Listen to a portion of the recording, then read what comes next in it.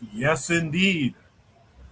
It is I, Koku, your original host of Shoot the Breeze. I'm here this week filling in for Jacadero. I already see Anthony out there in the chat saying he's checking in from Shreveport, Louisiana, from the 318. I'm checking in from the 242. Well, currently from the 718, but originally from the 242. I appreciate everyone who's out there, everyone who will uh, help this conversation. Tonight, we're celebrating Juneteenth. So there will be some Juneteenth discussions going on. I'd like to hear from you guys. How are you guys celebrating your Juneteenth? Before we start the show officially, let me let you guys know what we're discussing tonight. Uh, we're going to be discussing how in America you can create it, but you don't own it. We're going to talk about Dr. Umar says, "Thank you, Donald Trump. I will vote for Donald Trump." We're going to talk about the truth of Juneteenth. Did you notice this World Cup, the lack of African fans for their teams? Shout out to Haiti, by the way. You lost, but you're not defeated. Uh, Shout out Ivory Coast, too. That pissed me off, but that's a different story for a different time. Uh, and the last topic is I want a big Pan African cookout like this. We will discuss those things tonight. If you can hear my voice, drop a one for me. Let me know that you're here. By the way, you see the pinned comment at the top of the chat. Drop the city you're in. You know, where are you hailing from? Drop your flag if you want, etc. And if you want to join the panel, click the link, and you too can join the panel and have these conversations with us tonight. With that said, man, I'm going to start the show officially. And on the other side, I'll drop Shoot the Breeze topic number one, as well as introduce any and all panelists. So please stay tuned. In the meantime, hit the like button, share the show on your socials or in your emails. Invite a friend over to tune in as well. We'll be right back.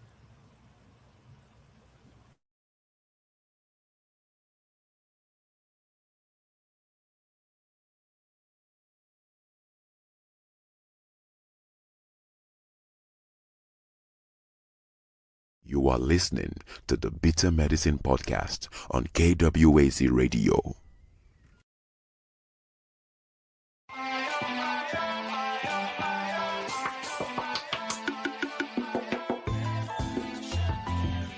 Welcome to the Bitter Medicine Podcast, where it's all about Black empowerment. Our show focuses on Black news and entertainment, arts, science, economics, history, people, and strategies that uplift, empower, and motivate Africans within the diaspora. And now, your host, whose favorite color is black, Goku.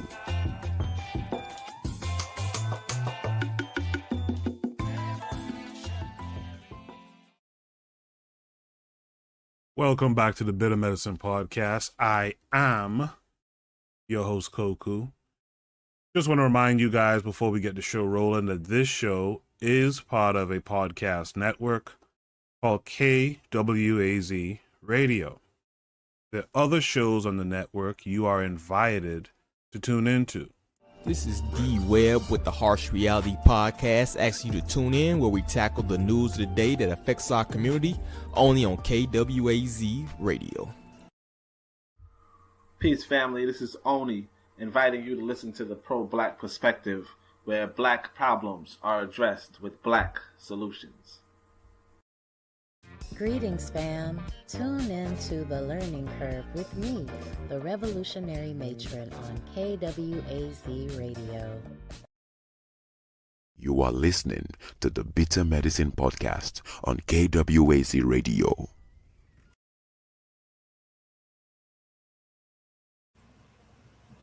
Yes, indeed. You are listening to the Bitter Medicine Podcast on KWAZ Radio. Man, I think we have some good topics tonight. For those of you who heard the preview, drop which topic you think you will enjoy most tonight. Shout out to Trigger Happy, who says peace, peace from the chat. Black Steel is in the chat. He says my favorite day of the week. I appreciate that. Black Steel is also my favorite day of the week as well, and I hope we make it a good one. I'm just gonna get right into it as we await others, and I'm gonna drop Shoot the Breeze topic number one. Shoot the Breeze topic number one says, in America, you can create it, but if you don't own it, it doesn't count. Show business are two separate words pushed together. This came with a link. By the way, you can have your topics discussed. Just join the Discord. Link is pinned to the top of the chat or down in the description. And you too can hear us discuss your topics. And by the way, you're welcome to join us when these conversations are being had. So this is Shoot the Breeze topic number one. You guys can see my screen. Yep. So I'll play the video. It's a short. I might play it more than once, and then you'll discuss it. My name is Eric Monte. I created Jordan, Louise Jefferson. Everybody stood up and applauded. I created Good Times. Everybody stood up and applauded. I created What's Happening. Everybody stood up and applauded. I created The Cosby Show. Everybody stood up and applauded. Wrote the movie Cooley High. Everybody jumped up and cheered. I said, and all those white producers for all those shows, they're living in Beverly Hills, and I'm living in a homeless shelter on the east side. And everybody got quiet. Eric Monte says he helped create Black TV history, but Hollywood still left him forgotten until one man walked up on him. And everybody got quiet. And this one guy came over to me and he said, my name is Jamar Franklin. Any way I can help you, I will. This guy named John Mitchell was doing a story on him. And he said, do you mind if I tell John Mitchell about you? Because I know he want to do a story on you. And I said, yeah, you can tell him, but the LA Times ain't going to run it. So he said, I'll get it in the paper, no doubt about it. So he did the article and he got it put in the paper. There have been several people that have called me. They want to do my life story. There's people that want to do scripts I've written because I have 30 scripts on my computer. And everybody talks about Cooley High is the best black movie ever made. You guys think it's so funny because I want to be something besides a factory worker or a football player. Well, that's because you're a bunch of stupid that don't know. And Cooley High may be the best, but it ain't my best. My best is on my computer. My name is Eric Monte. I created Jordan, Louise Jefferson. Everybody stood up and applauded. I created Good Times. Everybody stood up and applauded. I created What's Happening. Everybody stood up and applauded. I created The Cosby Show. Everybody stood up and applauded. Wrote the movie Cooley High. Everybody jumped up and cheered. I said, and all those white producers for all those shows, they're living in Beverly Hills, and I'm living in a homeless shelter on the east side. And everybody got quiet. Eric Monte says he helped create Black TV history, but Hollywood still left him forgotten until one man walked up on him. And everybody got quiet. And this one guy came over to me and he said, my name is Jamar Franklin. Any way I can help you, I will. This guy named John Mitchell was doing a story on him. And he said, do you mind if I tell John Mitchell about you? Because I know he want to do a story on you. And I said, yeah, you can tell him, but the LA Times ain't going to run it. So he said, I'll get it in the paper, no doubt about it. So he did the article and he got it put in the paper. There have been several people that have called me. They want to do my life story. There's people that want to do scripts I've written because I have 30 scripts on my computer. And everybody talks about Cooley High is the best black movie ever made. You guys think it's so funny because I want to be something besides a factory worker or a football player. Well, that's because you're a bunch of stupid that don't know. And Cooley High may be the best, but it ain't my best. My best is on my computer. My name.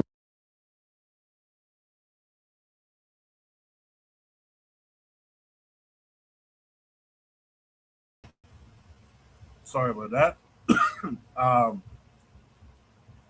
Let me introduce my first panelist tonight, my first and only panelist tonight. I'll be Black Steel. Black Steel, how are you this week? I'm doing great, man. How about yourself? I'm hanging in there, man. I'm doing good. Thanks for coming through, as always. Eric Monte. By the way, he's still alive. He's about 85 or something now. He's still alive. And, it's interesting. And this is why I'll just start off with a little rant. It's interesting that We got these guys out here like Tyler Perry and them, and I'm not shitting on Tyler Perry, even though I'm not a fan of a lot of his work. I'm not a fan, particularly Medea stuff. I'm not a fan of, but I know I've heard from other people. Even in fact, recently I heard from someone who was telling me that Tyler Perry was handing off money to grassroots organizations down in Georgia. So kudos to Tyler. Kudos. I just wish, if that's true, I just wish his film stuff was much more aligned with that. But I get it. But it'll be nice if these guys would go and get a Eric Monti and negotiate something with Eric Monti for these 30 scripts he has on his laptop. Eric Monti is in it's like in an old folks home or something now. Destitute. All these big, so-called big black actors and producers that they push out in front of us all the time. Why aren't they making the call? One can say, well, maybe they don't know. It's hard for me to think that they don't know. You're in show business. I'm sure some back and forth talk has occurred. It's not like the NBA where if you're a player today, you might not know a guy who played in the 60s. You know what I mean? You might not be familiar with his game, like Shaq said of Lenny Wilkins. But also, it's troubling that the community doesn't get involved. And I've got a real issue with that. Now that I've seen this and I know, I'd like to find a way to get involved or contact Mr. Monti or something. And in fact, I'm going to try and do that. Just to pass him a couple of dollars to put in his pocket. But the guys who can actually enrich him, put out some of his work, like he said, Cooley High might be one of the best black movies ever written, but it's not his best. So I would like to see what is his best with a nice budget behind it and people, hurrahing behind it. It's just a shame that this is always the case with us. And we are not waking up to it. Hopefully we could shine some more light on this type of thing. Black Steel, did you get to see this video that I played? Yes, I did. One thing I will say too, when I was, while it was playing, I was looking up some information about the brother. He was on drugs bad. So it wasn't. I think that's part of it. Is that first of all, black people tend not to control their intellectual property, and that means I'm talking about their music. How many black musicians have signed deals that left them with nothing?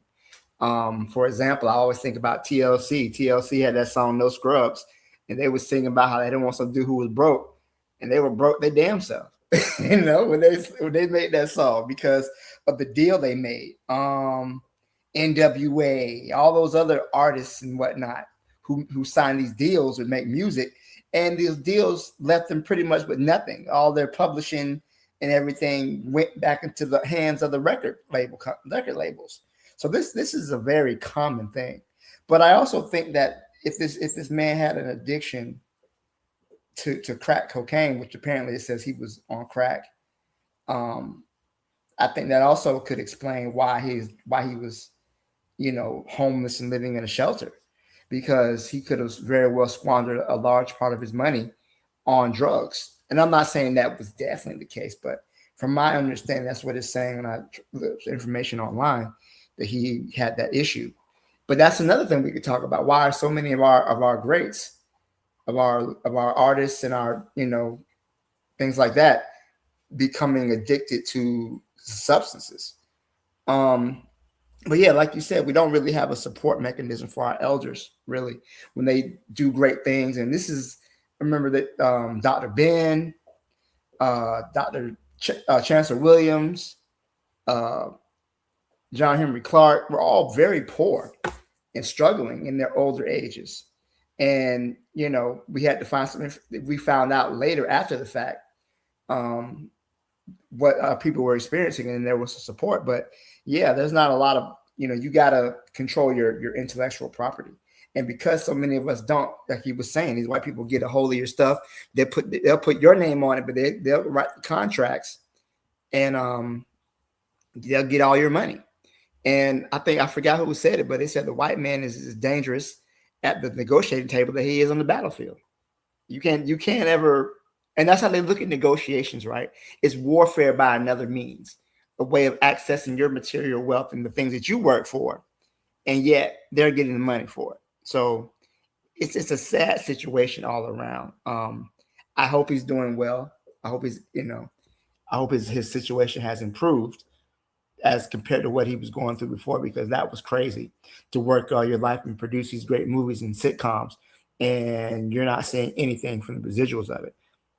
He wrote, I'm assuming he came up with the concept of it, but then he wasn't able to capitalize on that success because they probably wrote the contracts, or he was supposed to get residuals. I don't know what was written, but a lot of times our people go in there without the knowledge, without the lawyers, or if we do have a lawyer, he's not one of us, and you're getting scammed. I remember, what was it? Eazy-E was getting scammed out of his money, and then one of his girlfriend looked over, and she was like, "You losing all this money. This dude owe you such amount of money," and he never had a lawyer or anybody look over the contracts. So we got to remember that business is business. You can't come up with a great idea, but then people will take advantage of you, would not give you the support you need or give you even your recognition. This is something that Cooley High was with. That movie came out in the 70s. And he said he has more information on his computer.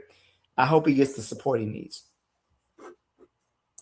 Yeah, well said, Blackson. And I agree with everything you said. That, there's the substance abuse issues that a lot of our people, especially back in the day, 60s and 70s, a lot of our people, even the 80s, as a matter of fact, a lot of our people had those issues and stuff like that. But one of the things I think is problematic is we have, as a group, I think we have a bad tendency, we have a bad outlook on some things. I remember before you started being a regular on Shoot the Breeze, I forgot what the topic was, but I think it had to do with like Dr. Ben and them. And, like you mentioned, Dr. Ben, Chancellor Williams, I'm missing someone right now. Dr. Clark. Dr. Clark. I think Tariq Nasheed capitalized and helped to bury Dr. Clark. I think the NBA player David West, or one of them, helped to bury another person. What I'm getting at is there was a prompt one time, and I asked the audience at the time, do you think that our activists, our intellectuals should be dying in poverty? And I got to be honest, most people didn't see it as a big deal. I think that's a problematic outlook. It is. And to think about it too, they're not really at an institution of higher learning. Usually once you have your doctorate, you're working at a school, you're publishing papers on a regular basis, just due to the nature of their work, right? They're not going to be accepted at a major university where they can get things like a pension and healthcare and things like that, just because of their interest and their desire to study African people. Well said, because these guys like Dr. Clark and them. Dr. Clark was here in New York in the CUNY system. Dr. Clark was like an adjunct. He never was like a professor or full professor or anything like that. So it's like where was he gonna get health insurance and health care later on in life? And he had to keep doing speaking engagements. I remember if Razuli was here, I remember we had him come when I was in college for Black History Month and speaking. He was blind.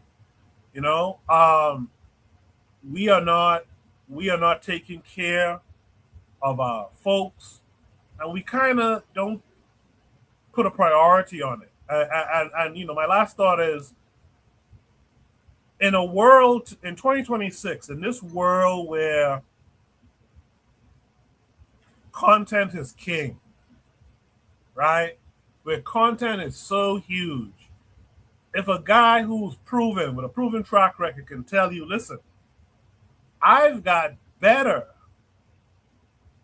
on my laptop, and please, I hope he has his laptop protected because he's up there in age. I hope no one has already stolen some shit and given it to us like severance or some shit and said, hey, this is my shit, but it really was his. You know, I just hope he's protected in that way. And I think we gotta ride for our freedom fighters a little bit more. We gotta ride for our intellectuals a little bit more. We gotta ride for folks who had the opportunity, maybe squandered it because they got involved in different things, but we still got to look out for them. We can't just throw them away in the waste bin of history. Shout out to Daily Affirmations by Pauline. Thank you for coming through. Trigger says, yeah, our esteemed should be protected because they are a library too, and they help pass down very important knowledge and outlooks that are invaluable. Kofi, the Black Critic, is in the chat. He says, happy Juneteenth, family. Well, absolutely. Happy Juneteenth to all of us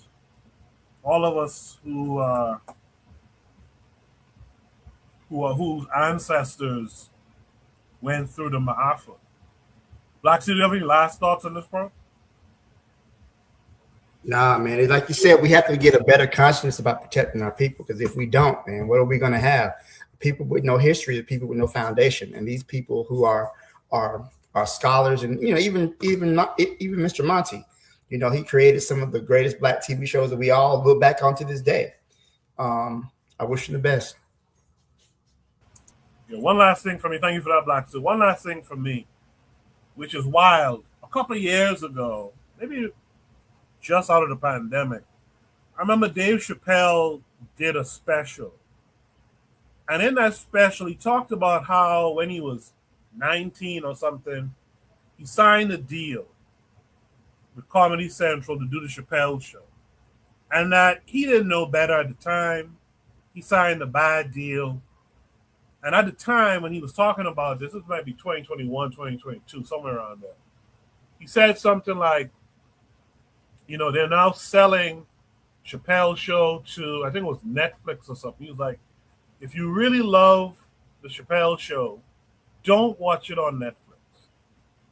And I guess by him saying that and people probably not even watching it, you know, he was able to get a better deal retroactively. And I saw David Allen Gray talk about that. David Allen Gray said, you know how many people signed those bad deals? This goes back to what Black Steel was talking about as it pertains to Mr. Monty and others. He's like, you know how many people signed those bad deals and never got nothing back out of them? But Dave Chappelle was able to do it. And my thing is, and I'm not pocket watching, I'm not putting the responsibility on a Dave Chappelle per se.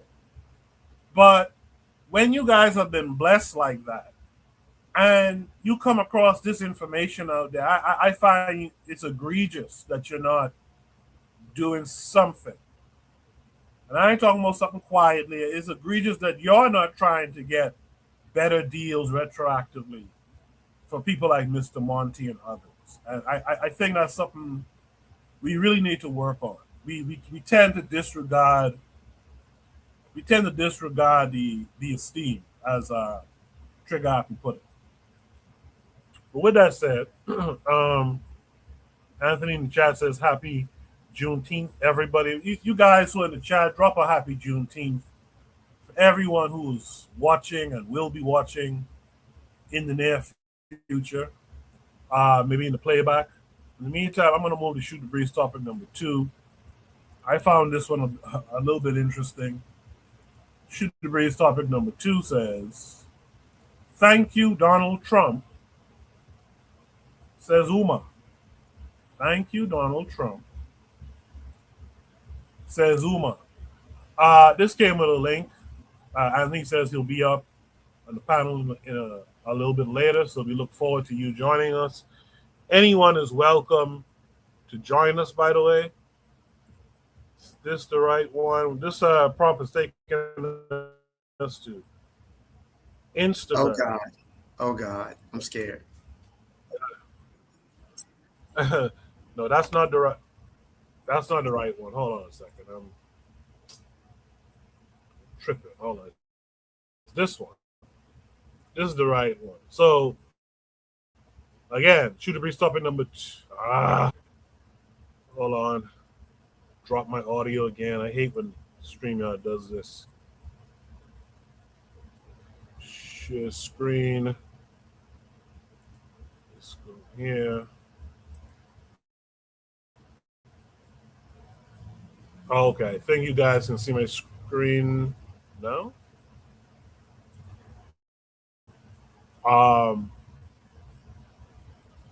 Yeah, my computer is slowing down a little bit. Sorry about that. Let's just get right to it. Black Steel, can you see my screen? I just see the main. I can see the screen. I can't see what you're. Okay, now it's coming up. I think it's coming up slowly. Okay, yeah, it's coming up now. Can you hear me? Okay. Did I lose you? My computer froze. Okay. Yeah. Okay. Cool. Yeah. My computer froze.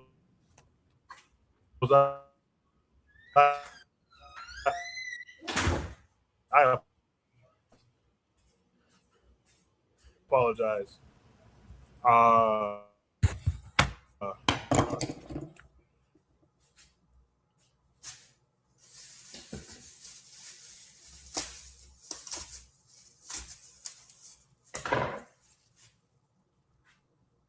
Oh, dag. Looks like he dropped.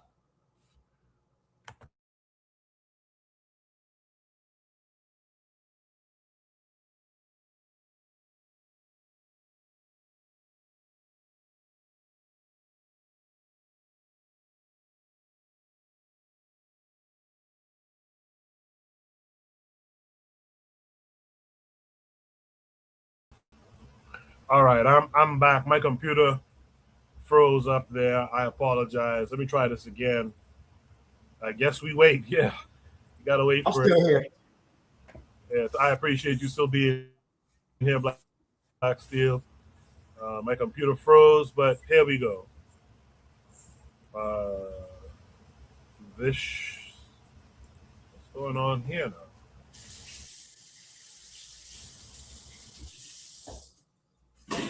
Let me see something. I when I'm hosting, there's going to be some technical difficulties. Wow, my computer just froze up completely. Damn.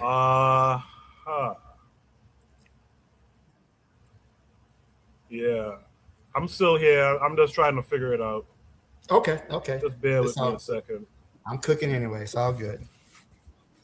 Yes. Oh, okay. What are you cooking tonight? I'm putting some chicken on the grill. So, it's kind of a late Juneteenth thing. My kids asked me to grill, but, plus tomorrow's Father's Day. So, you know how that goes. Right. Mother's Day, Mom goes to the restaurant. Father's Day, Dad does the cooking. So, Yeah. Crazy stuff. My kids asked me yesterday, my kids asked me today, what are we doing tomorrow for Father's Day? I'm like, God damn, y'all should be telling me, but all right. Right? Y'all can plan something. Okay, so my screen is up. Sorry. Yeah, plan something, man. God damn. My screen is up. Let's watch the video and then we'll discuss it. Donald Trump. So you want Thank you, Donald Trump. Let me tell you why. Tell me. No, I did not vote for him. I never would. No, but you I don't want, like you him. I don't want- respect him. I don't support him. What Donald Trump did, and I need you to hear me. What Donald Trump did is he made it comfortable for white people to tell black people publicly what they think of you again. This is important, Loon, in order for us to raise our racial consciousness. Because we have been brainwashed by black religion to not see color, it's going to take our enemy to show us they racist. You see that? Thank you, Donald Trump, for letting these be again. Because only under this type of a circumstance are you going to get the truth. Right. Thank you, Donald Trump. So you want Thank you, Donald Trump. Let me tell you why. Tell me. No, I did not vote for him. I never would. No, but you I don't want, like you him. I don't want- respect him. I don't support him. What Donald Trump did, and I need you to hear me. What Donald Trump did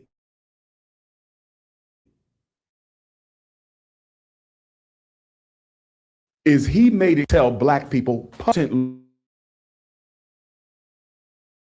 See that? Thank you, Donald Trump, for letting these be again. Because only under this type of a circumstance are you going to get the truth. Right.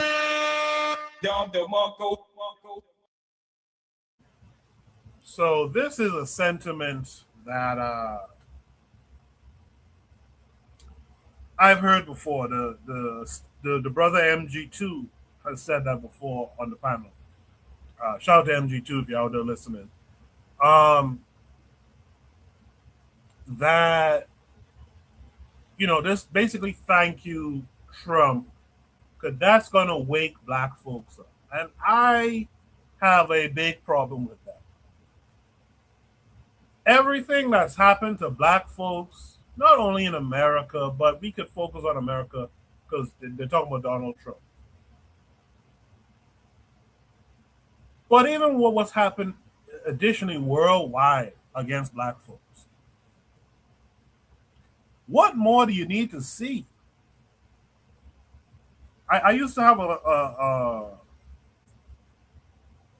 spot for KWAZ radio where it was snippets of hosts speaking, and what the snippet for me was I think black people required too much buy-in. Too much buy-in. You gotta constantly sell the idea to black people. Hey, it's time for us to get up and do something. It is time for us to get up and do something. And you gotta sell 100 black people lists constantly to get maybe 2 black people. Like, what more do you need? Did you really need Donald Trump to show you anything? Listen, man, when we was under Obama in America, there was a high number of police deletions of black folks. What more do you need than that? We just talked about a couple weeks ago, Rick Chow. I think that's the bastard's name. Rick Chow and them. We just had this situation with Carmelo Anthony, which, by the way, they just released the tapes of him on that day, which is interesting. What more do we need? I find Umar and them kind of ridiculous. I know Umar is smarter than that. I just don't get it. Sorry for the rant, Black Steel, but maybe you have a better take than I did. No, I agree with you. I mean, like you said, we don't have to have Donald. Since when have the European not let us know exactly how he feels about us? You may have some bourgeois circles, the upper class, black people who may not be exposed to daily racism, but the average day-to-day black person, we understand where we're working at and where we're looking at. I don't think we ever needed Donald Trump. Like you mentioned during Obama was president, you had situations. Remember when Trayvon Martin got killed, and Obama said, "Oh, he could have been my son."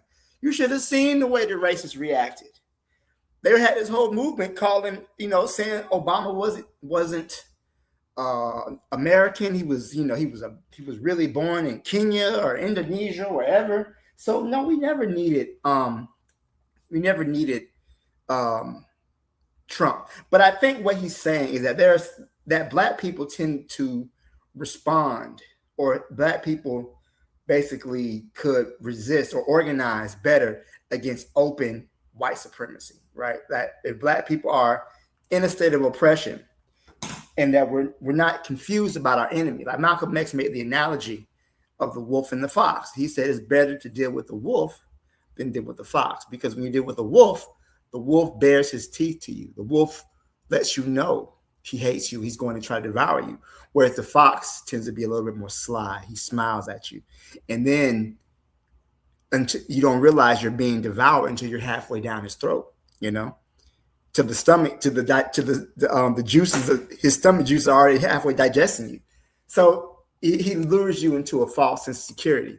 And I guess what he's saying that under Trump, there is no more false sense of security. But I think that's a rejection of American history, you know. And I think that some people are fans of what they call accelerationism. But I don't, if you accelerate the conditions of racism, you make it harder that Black people will respond. But I don't think we're organized enough for that. I don't think that removing Black people from jobs or positions of authority in the world will improve our condition overall. We're at this point, how are you not aware of racism and how this system works against African people? You know, you gotta be out of your mind if you don't understand how this whole situation is set up and how it affects us. So I'm just a little confused. What is his goal? What do you want to see? More Black people suffer? Do you want to see us lose more rights? But I do understand the point. But the problem is that we're not organized enough. We're not even mobilized enough, I think, to respond to more open white racism. I think that we have become, at least in the United States, at least, we are a pacified people. And if you give us the creature comforts, we won't rebel. And I think they killed or imprisoned so many of our revolutionary leaders that we're not in a mind space to even really react. When the system treats, like, for example, Carmelo Anthony, right? When the system sees an injustice, we mobilize, but then there's not a sustained movement, you know? Okay, say he gets out of prison in 5 years, you know, they do the appeal and he gets found not guilty, he goes home, right?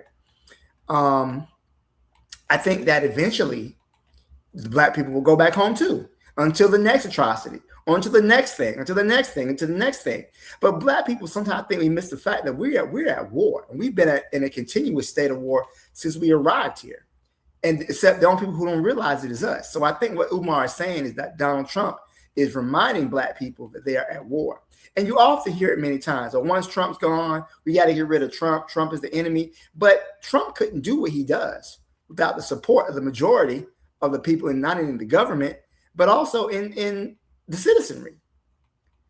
That's the thing. He could not make the moves he does or pass the laws he passes without support of other white people, without the support of the European governments. I mean, the American government, the American citizens, and he just couldn't do that. He couldn't move the way he moves. All these checks and balances put into the Constitution, and he's just running roughshod over them that don't even exist. But we're worried about Trump. No, it's not just Trump. It's not just him. He's the boogeyman that everybody wants to talk about. But when we're willing to talk systems, when we talk organizing, then we can have a conversation.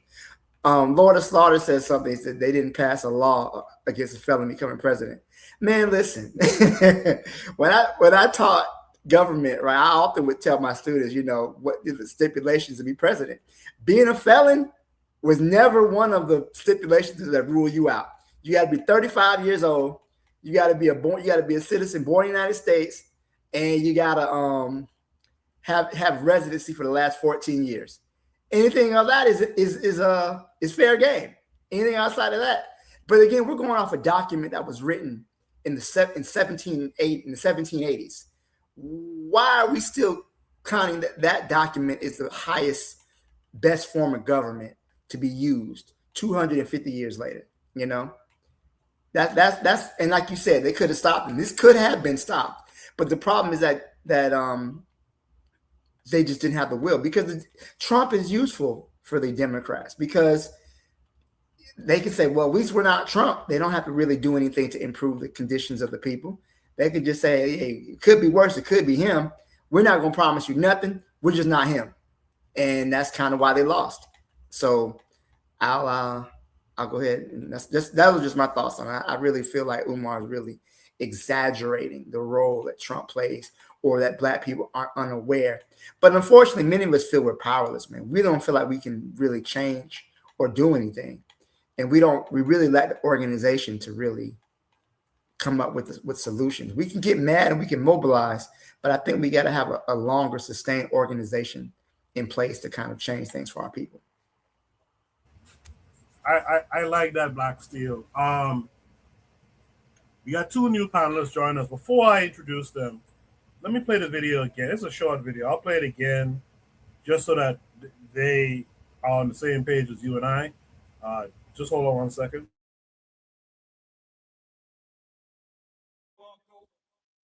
Thank you, Donald Trump.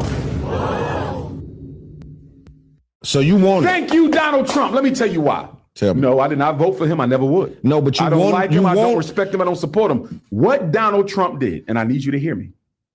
What Donald Trump did is he made it comfortable for white people to tell black people publicly what they think of you again. This is important, Loon, in order for us to raise our racial consciousness, because we have been brainwashed by black religion to not see color. It's going to take our enemy to show us they racist. You see that? Thank you, Donald Trump, for letting these be again. Because only under this type of a circumstance are you going to get the truth. Right.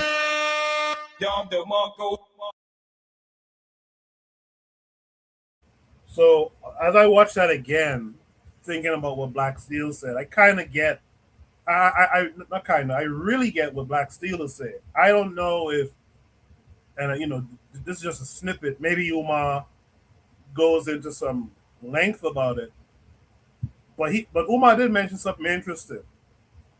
He mentioned we've been Christianized, and that Christian stuff makes us a little bit docile, at least in the present.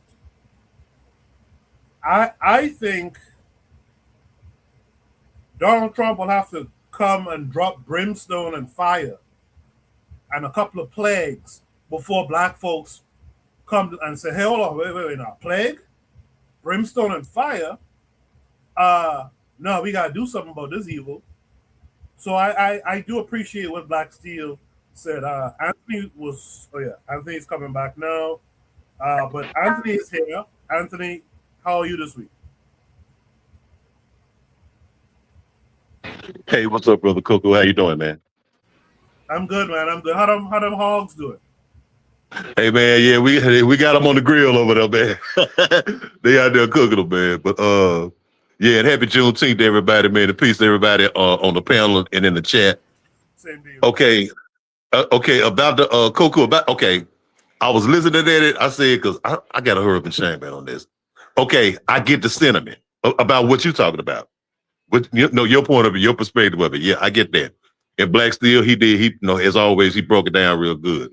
What I'm saying though is, okay, yeah, remember, okay, he was on a show, on a TV, being a little bit dramatic, a little bit, you know what I'm saying? But I understand what he was saying though. Because as Black Steel even has said, we as black people here in America, you know what we saying? Oh man, once we get Trump out of office, you know what I'm saying? Things gonna go back to normal. And see what he was saying, I think that what Brother Umar was saying was that, no, this is how they really feel. He's telling you this is how they really feel. When you have a democratic regime, whatever they want to call it, because to me, they the same, they ain't different. But I'm just saying, when you have a democratic president in office, okay, say a Bill Clinton or somebody, and you think, you don't look at things like, oh, things ain't as bad, we making progress, we get a token here or there, somebody get appointed to this position or whatever, we promote a black person here. Hey, we making progress. No, you're not really making progress because we forgetting about that tokenism thing. You know what I'm saying? About these black politicians that we have, you know what I'm saying, who don't really do nothing for us. And I think that what he's doing, he's trying to highlight the fact, he's trying to put it in our consciousness that, no, it's the same then too. You know what I'm saying? You just was, you let Bill Clinton or whoever, this white man, come on and he could sweet talk you and make you think everything cool. But at the end of the day, look at his policies. Look at Joe Biden's policies. Or look at a Clinton's policies and what his policies did to your community. You know, the impact that it had on your community. No, he's just as bad as this one is. But only this one right here, he's such a damn fool and a crazy white boy that don't give a damn. He gonna let you know how he feels. It's just like, you know, like I put in the chat, I want my white boy like Archie Bunker. You know what I'm saying? I want to know, hey, I know where I stand with him. And like you said, you know, like Black Steel said, yeah, of course, yeah, we know how it is. But, you know, we know how it is. But we as Black people in this country, especially, we some scary ass people. You know what I'm saying? We still holding on to, well, it's going to get better one day. No, it ain't finna get better one day. Life ain't never going to be better for you on the plantation. You know what I'm saying? As long as you ain't on your own land, ruling your own life, it ain't never going to be better. Because you always going to be subject to this shit. And every now and then, one of the plantation masters gonna come along who don't give a damn. You know what I'm saying? Like this one, and he gonna let you know. You know, and he gonna do all of the shit that he doing. So I mean, you can't be comfortable. So what I'm saying, Coco, I think that yes, yeah, he would be a little bit dramatical in the way he was saying it. You're thanking Donald Trump and all that shit there. But I'm saying, but we know exactly what he was really meaning by that. You know, I think we got to look past, you know, okay, you know, we got to look at what he said and not just necessarily how he said it. You know what I'm saying? Because what he was talking about is the truth. Because look here, Black people, we ain't woke up yet. We ain't woke up yet. We thinking that when this man get out of office, things going to go back to normal. Well, what was normal? You was still on the plantation. You just didn't get whooped as bad. You know what I'm saying? He just didn't make it work past what you was already working past.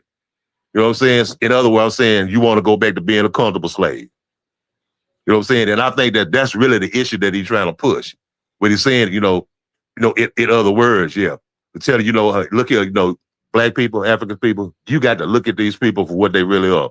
Not for the other version that they give you when they say Democrat or whatever, and you think that this is a good white man. These some good white people. These are good slave masters, rather. They'll say they both the same. And at any time, even your good slave master turn around and whoop your ass. And I think that's what he was trying to say, man. I'm gonna knock off for a minute, man. I'm trying to get my stuff together in here, but I'll be listening. I'll join back later if I get a chance to. I appreciate you as always, Anthony. Yeah, I get that. The thing about it is, you might not like Kanye West. You might not like Kanye West, but Kanye West said it back. How many years was that now? When George Bush, the second one, was in power, he said George Bush don't like Black people. Like, he left all them people stranded due to Hurricane Katrina. That I think Anthony might have been impacted by. Like, how many things do we need to happen before we get it? In the chat, real quick, before I go to the next panelist in the chat, Trigger Happy says, I think our people validate integration in a multitude of ways, and sometimes we need to see the truth, but even in the face of truth, there's nothing that moves our people to go beyond this reality, and that's what I'm talking about. Water Slaughter puts up the RBG colors. Trigger goes on to say, it's too much of a reaction and not enough of a holding of grudges. A longer memory for the transgressions done against us. Man, Trigger, you're cooking up there. You must be grilling some hogs or something yourself too. Lord of Slaughter says, what more do we need? He says, Lord of Slaughter says, we need more rants. I appreciate that. Lord of Slaughter. In the chat, Brother Bakari asks, what did Umar say? Well, Brother Bakari is on the panel with us now. Brother Bakari, how are you this week? Man, I'm absolutely magnificent. How y'all doing? Black Steel, Cold Cool, the chat. How everybody doing? Anthony, if you're still listening. Good. I heard Umar, right? He say, thank you, Donald Trump. I think I heard what I get the gist of what people saying. Even when I heard Black Steel use the Malcolm X when he used the Fox versus the wolf. I'm a dog man myself. Which one you rather face, the pit bull or the chihuahua? I'd much rather fuck with me personally. I'd rather deal with the fox than deal with the wolf. And the reason you want to deal with the fox, see, this wolf gonna stay on your neck and on your back way more than that fox. With the wolf, you're gonna have an opportunity to organize. You're gonna have an opportunity to plan. With the wolf just gonna come in and kill you. You want to deal with the fox. You want to deal with the fox so you can be ready for the wolf. The fox is way easier to deal with. So when I hear him saying, thank you, Donald Trump, man, everybody know what this country is.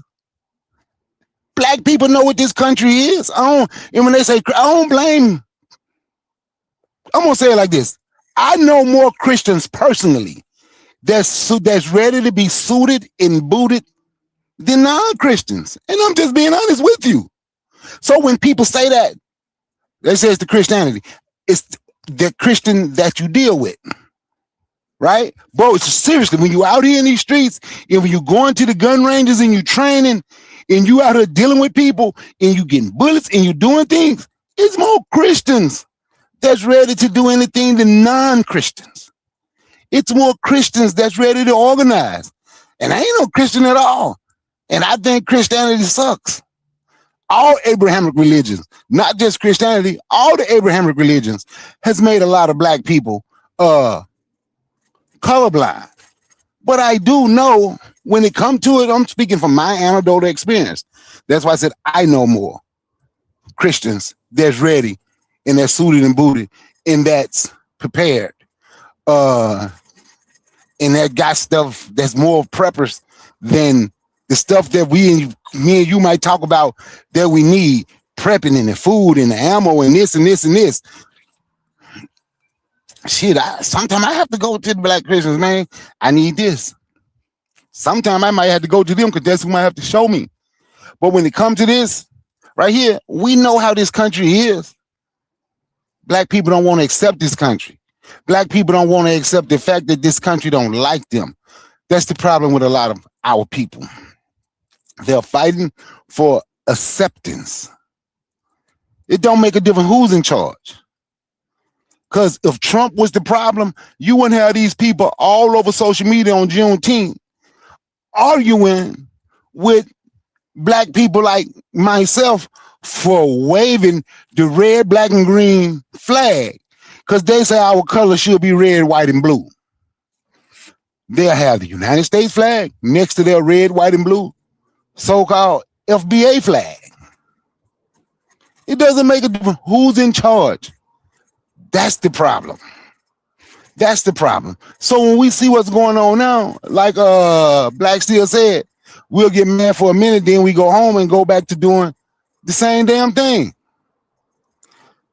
Like I said, I told my lady, you know what, when they said they were gonna boycott Asians, I said, you know what, and I was watching, just heard somebody say make you feel so good that somebody finally got on my page. I know I got a small channel, but I've been saying this forever. That's why I say I don't boycott. I make it a lifestyle change. But other people, they have to boycott. But don't just stop with the gooks. How about boycott the Arabs? See, they stuff get ignored. The stuff they do, it get ignored. How about boycott them East Indians? Or make it a lifestyle change and say they ain't gonna get no money from them. How about boycott the Mexicans who can come in your yard to mow your lawn? None of them people spend money at black businesses. So it doesn't make a difference who's in charge. The stuff that's going on in this country, our people see it. But to say, I would rather deal with the wolf than with the fox. With that wolf, you can't plan. With that wolf, you can't organize because that wolf gonna stay on your neck. With that fox, you can. The fox is weaker. Yeah, he trying to be slick. But while he trying to be slick, you can plan, you can organize. You want to crush the fox so you can be prepared for the wolf. But we have not tried to crush the fox. So now we ain't prepared for the wolf. And these motherfuckers talking about the dire wolf.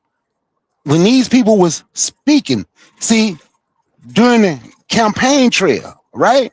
And they can put politicians to grab the mic and go to talking about how it's going to be a bloodbath and how they talking about revolution on the campaign trail and how they talking about killing people. The same person that say, thank you, Donald Trump. I ain't never hear him say nothing about that. See, he can say thank you, Donald Trump, because this chunk is showing y'all he is. Why he didn't say then? Thank them. They getting ready. Why he wasn't telling you then? You know what? It's time for us to get suited and booted. Let's see what I can organize. Like I said, I got a small channel. This is a small platform. But I've been telling people for years, do you have any food saved? Can you go 6 months right now without can you go 6 months right now without going to spend money with them people and eat every day? Can you do that? Can we do 6 months? That should be the goal. Do you have batteries? Are we trying to figure out a way to meet? Do we have peroxide alcohol? Do we have the things that we need? Are we taking pepper spray training? I've mentioned pepper. Are we taking, because when we say thank you, because this country's showing you, what's the next thing to do? We're supposed to be training. See, it was easier to train when the fox was in. It was easier to train and do the stuff that I'm talking about doing now while the fox was in. Because now that the wolf is in, and the wolf knows somebody might want to fight back, all of a sudden it's an ammo shortage. I'd rather deal with the fox. I'd rather deal with the fox because I know the fox is easier. And I know I can organize. And I know I can be prepared and ready to shoot that wolf between his eyes. I'll get the mic.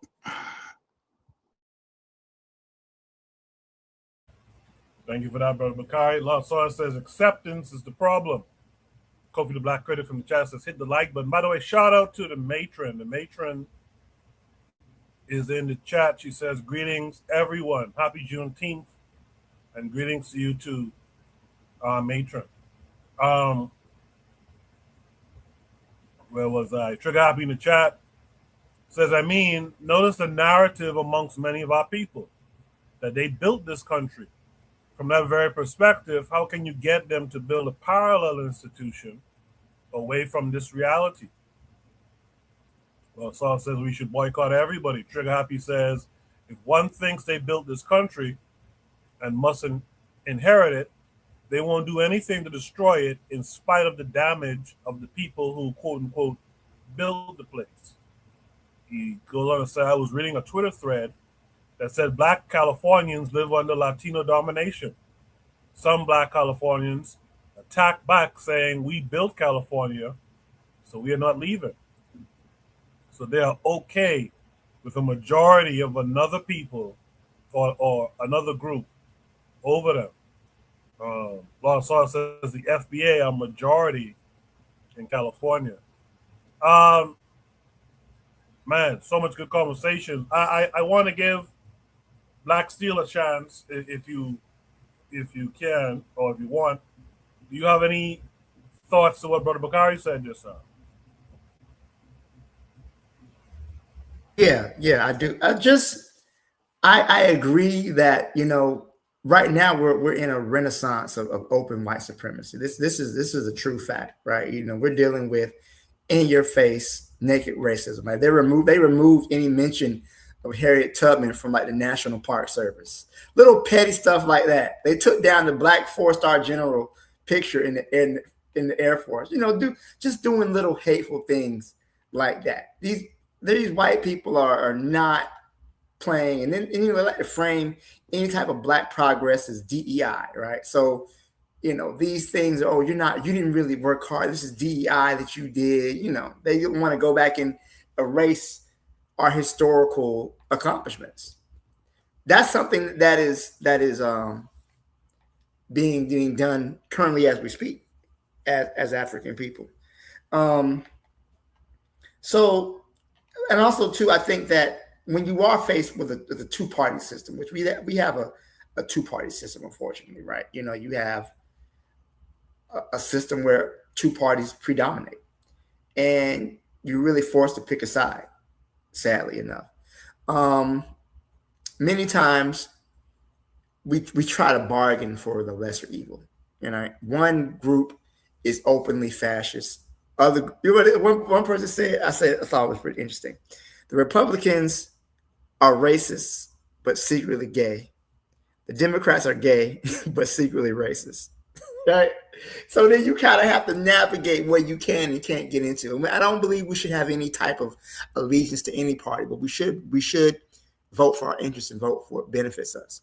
So if we can vote for something that makes sure that your grandma gets her insulin and that your neighborhood can have clean water, then I can certainly understand voting for one political party. Whereas the other party is saying we're going to kill you and we're going to drill oil and put data centers in your neighborhood that drain all your water and drive your power costs up. So it's a very thin, slippery slope that we're on as African people. But I do think that revolution is never on the ballot. Right? You can't vote your way out of the system. You're gonna have to organize and fight. And I'll leave it there. Quick, thank you for that, Black Steel. Quick thing. I saw it just before I went live tonight.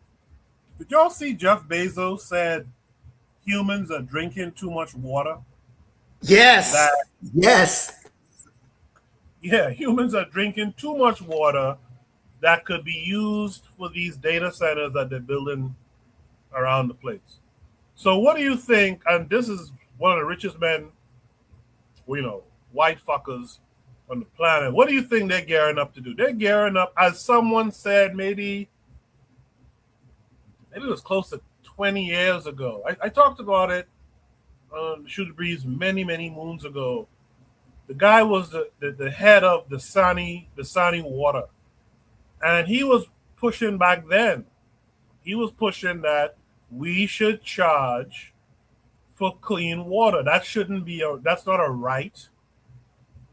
We should charge people for clean water. And here comes Bezos today or yesterday saying that to get these data centers, which is all just surveillance, to get these up and running, you people are drinking too much of the clean water. Imagine that. They are, like Trigger said here, yeah, that sounds like they're about to take water from people. What that happens sounds like when we're about to eliminate, we got to get rid of some people. Yeah, man. Yeah. So my point in bringing that up as well is I don't need to thank Donald Trump. I already see the problem. The problem is we are sitting by hoping that someone changes their mind. And I'm not even talking from a religious perspective. I think just in general.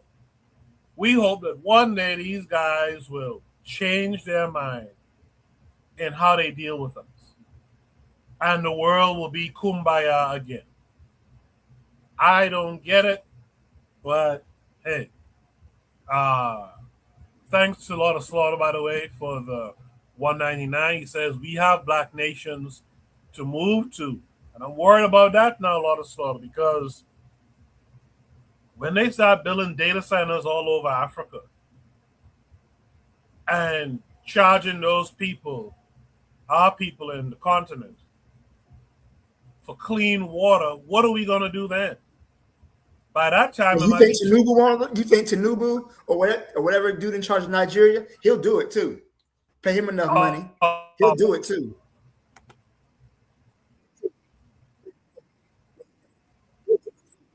Absolutely.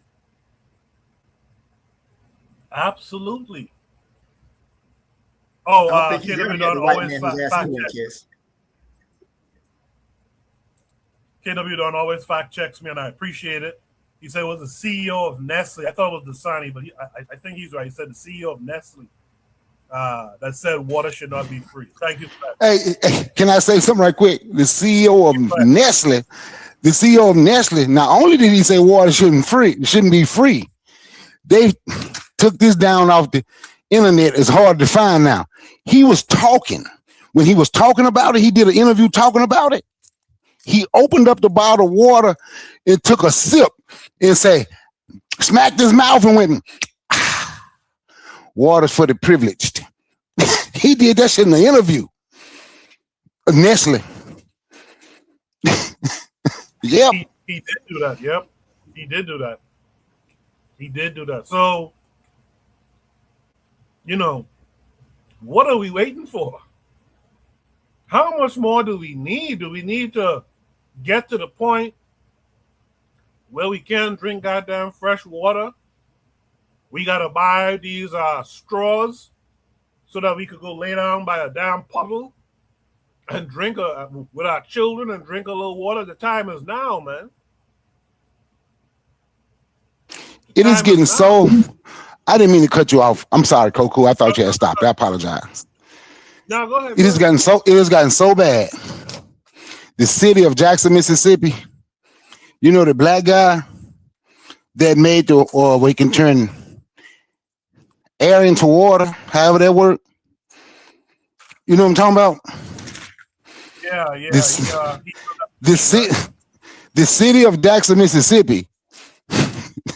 Don't care what happened. Don't care how much they work on their water. It won't ever be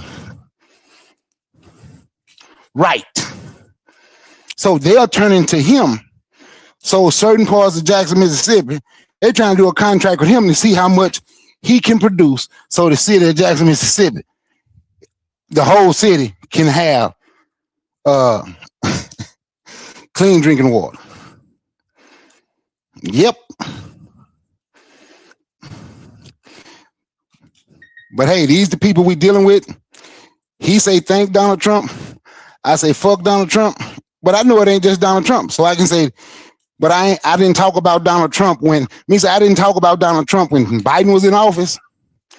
I'm not gonna talk about the Democrat while this person is in office. So that's just me. So the Democrats get theirs for me too. They just ain't in charge right now. The person in charge okay and all this. So fuck Donald Trump. Yeah, I agree with you. Trigger said this is why the AES is so important.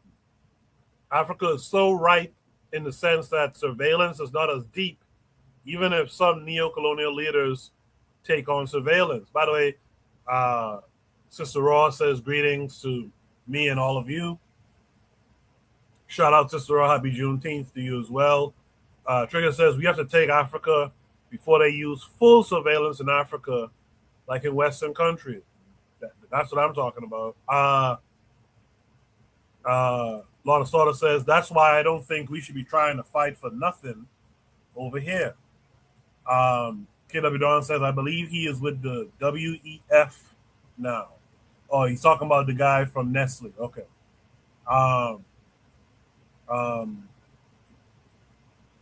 Daily Affirmations by Pauline says, could data centers be why Puerto Rico is out of water? You know, I've heard this mention of Puerto Rico, and I didn't look at it close enough. Did anyone on the panel look at it? Could data centers be the reason for that? I don't know, Black Steel or I wouldn't doubt it. I wouldn't doubt it. Yeah, because think about how poor Puerto Rico is. Like, they may have very well put those data centers there as a way to, you know. Well, look, I don't know too much about the data center thing. I'm going to be honest. So I don't know. I'm going to say the little bit I know. What I heard about data centers was they putting them up in black neighborhoods. But I'm going to be honest with you, man. What I do for a living, I make a lot of deliveries. Oil, gas, stuff like that. Out here. And I'm just being, the data centers out here, they are in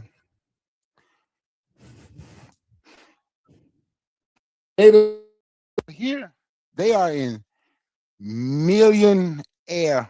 Some go to a town called Cartersville, little city called Cartersville. It's in the rich white neighborhood. So I'm gonna be honest, I don't know much. I'm still looking into the data center thing because it ain't even in a black neighborhood. It's in the upper middle class white neighborhood where the house is $500,000 to $2 million. So I don't know. I'm gonna come on my other. Yeah, I think Bakari has a slight delay. But Bakari, like me, what I'm seeing is the data centers are around white neighborhoods, causing a lot of noise and stuff like that they're complaining about. That could possibly be because they're worried if you bring them around black neighborhoods, they'll get vandalized or something like that. But Black Steel, you were saying something, and I think Bakari cut you off. Black Steel, finish your thought. I was just saying that the data centers, they consume a lot of water because they have a lot of memory that they need to keep cool. So that possibly could be the reason what's going on in Puerto Rico. Puerto Rico is usually, it's a colony in the United States, right? So much of their land is being bought up by corporations, and I wouldn't be surprised that that's happening. A lot of their fresh water sources are being used up. It wouldn't surprise me at all.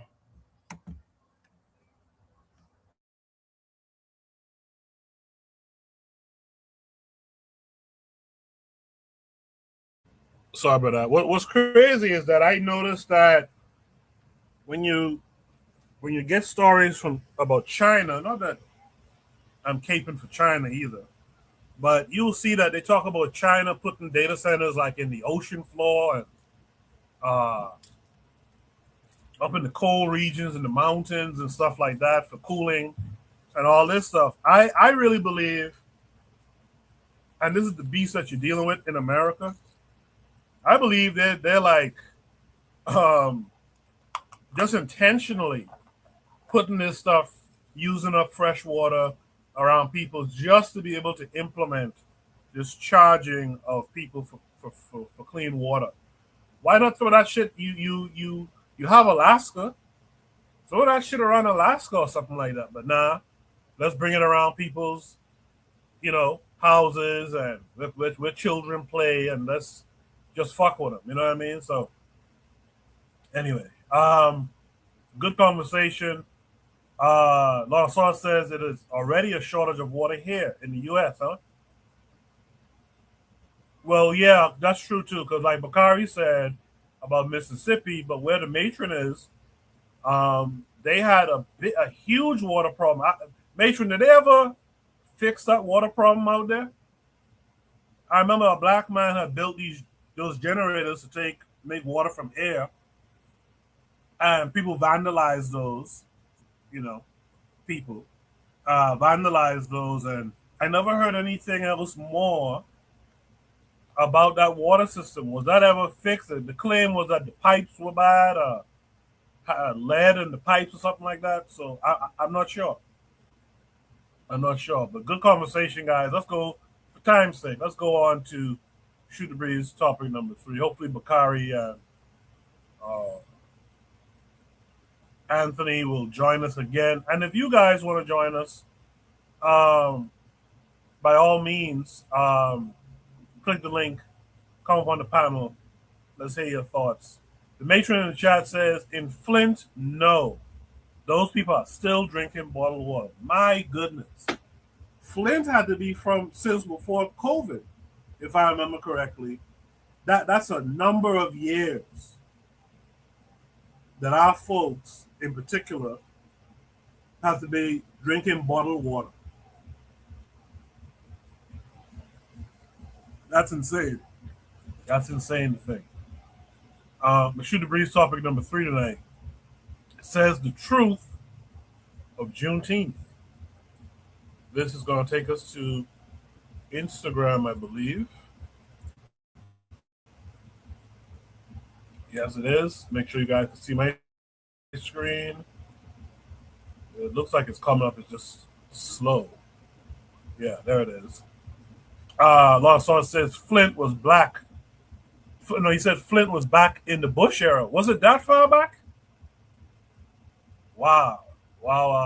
Yeah, remember the time Obama got on there and drank some water and pretended the water was all good? Terrible. Oh, yeah. Obama was a part of that, too. That's right. Wow, that's crazy. It's crazy. And we need Donald Trump to wake us up. Should have reached topic number 3, the truth of Juneteenth. We'll watch it. It's a short. We'll watch it and then we'll discuss. Juneteenth. Because I don't think that delayed freedom is something to celebrate. So justice delayed is justice denied. I don't think we as African people have enough reverence for what our ancestors endured. So to have a fucking picnic and parties and concerts and vendors in recognition for slavery's emancipation, and it's not even for emancipation, because Emancipation Day is not Juneteenth. Juneteenth is the day when Africans who spent an extra couple of years in chattel were finally let go. To me, that's a tragedy. After that initial Juneteenth celebration, that should have been the end of celebrating slavery. But when they went to burial grounds, they used to use Africans as fertilizer. They would strip mine our body parts. George Washington, they're coming out with a new propaganda film about young George Washington. He would extract the teeth from living slaves and embed them in his mouth. They had Africans, skeletons that they dug up and find that tendons were ripped from bones. Ligaments and tendons were ripped from bones, literally worked them to death. And not just, and they would age these corpses, these remains, 9, 10-year-olds. I think Africans should recognize Juneteenth by rising up, by recommitting to resistance. It should be a day of mourning, of reflection, of reaching out to our ancestors. A day that we sit to say, hey, we still under a Juneteenth because we still ain't fucking free. We celebrating Africans who didn't know they were free.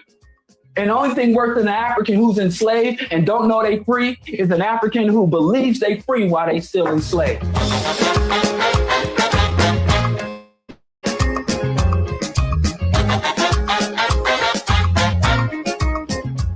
I don't like Juneteenth because I don't think that delayed freedom is something to celebrate or justice denied. I don't think we as African people have enough reverence for what our ancestors endured. So to have a fucking picnic and parties and concerts and vendors in recognition for slavery's emancipation, and it's not even for emancipation, because Emancipation Day is not Juneteenth. Juneteenth is the day when Africans who spent an extra couple of years in chattel were finally let go. To me, that's a tragedy. After that initial Juneteenth celebration, that should have been the end of celebrating slavery. But when they went to burial grounds, they used to use Africans as fertilizer. They would strip mine our body parts. George Washington, they're coming out with a new propaganda film about young George Washington. He would extract the teeth from living slaves and embed them in his mouth. They had Africans, skeletons that they dug up and find that tendons were ripped from bones. Ligaments and tendons were ripped from bones, literally worked them to death. And not just, and they would age these corpses, these remains, 9, 10-year-olds. I think Africans should recognize Juneteenth by rising up, by recommitting to resistance. It should be a day of mourning, of reflection, of reaching out to our ancestors. A day that we sit to say, hey, we still under a Juneteenth because we still ain't fucking free. We celebrating Africans who didn't know they were free. And the only thing worse than an African who's enslaved and don't know they free is an African who believes they free while they still enslaved.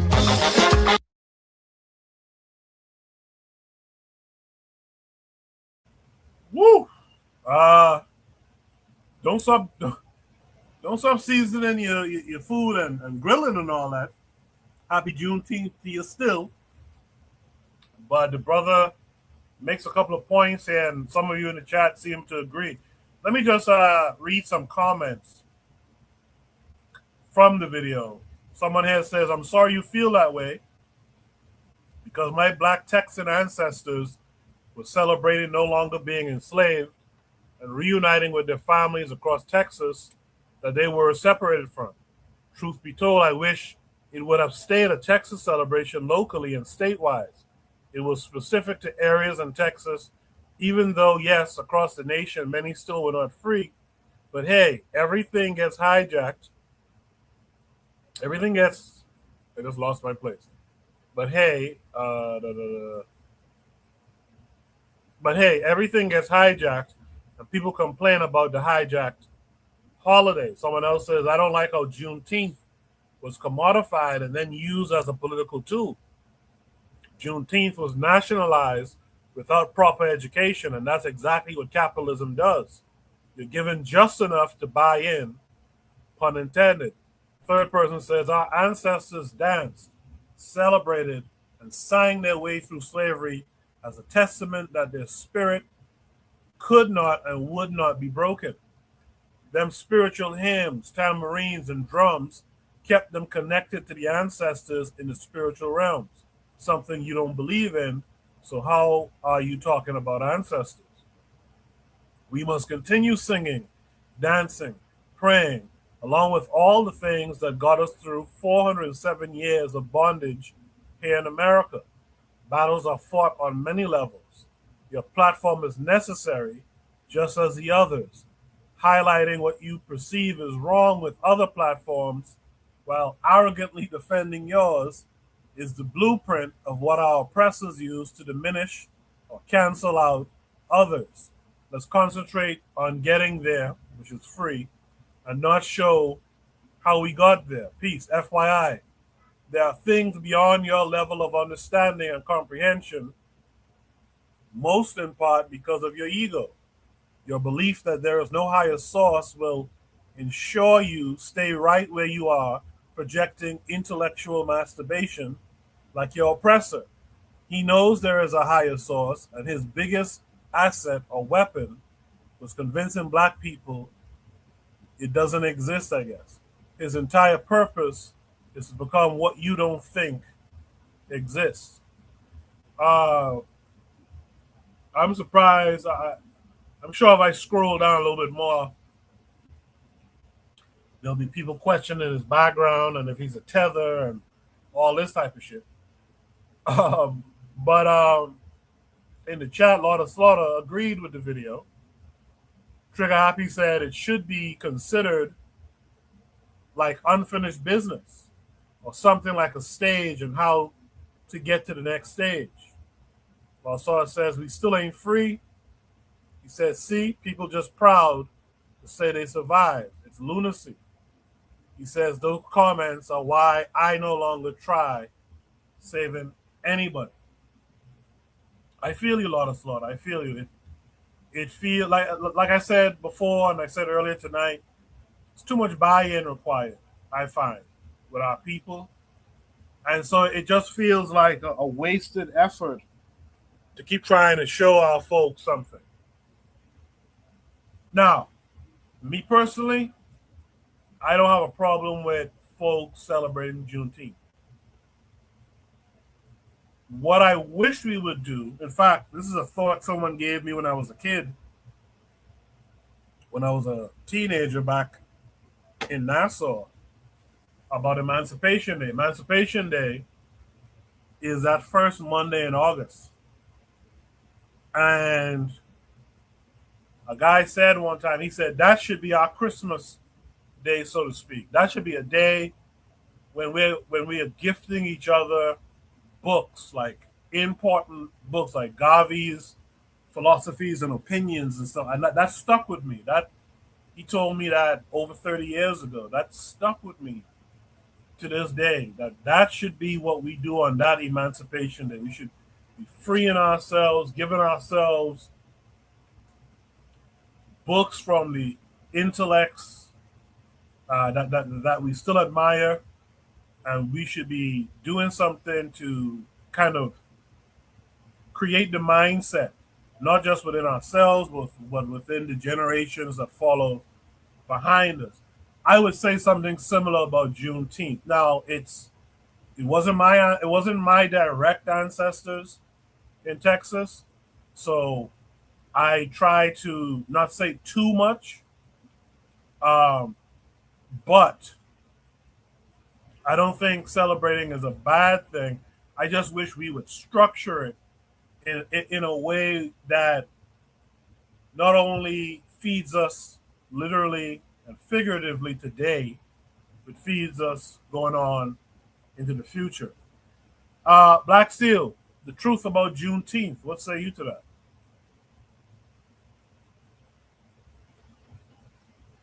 Well, he's not totally wrong. I like the part he mentioned about how we don't have reverence or respect for our ancestors. That is very true. That's very true. I feel like many times we take slavery, we don't really understand how horrible it was, right? And I think that that's very true. And I think that there's almost like a nonchalant attitude we have about our ancestors and what they went through.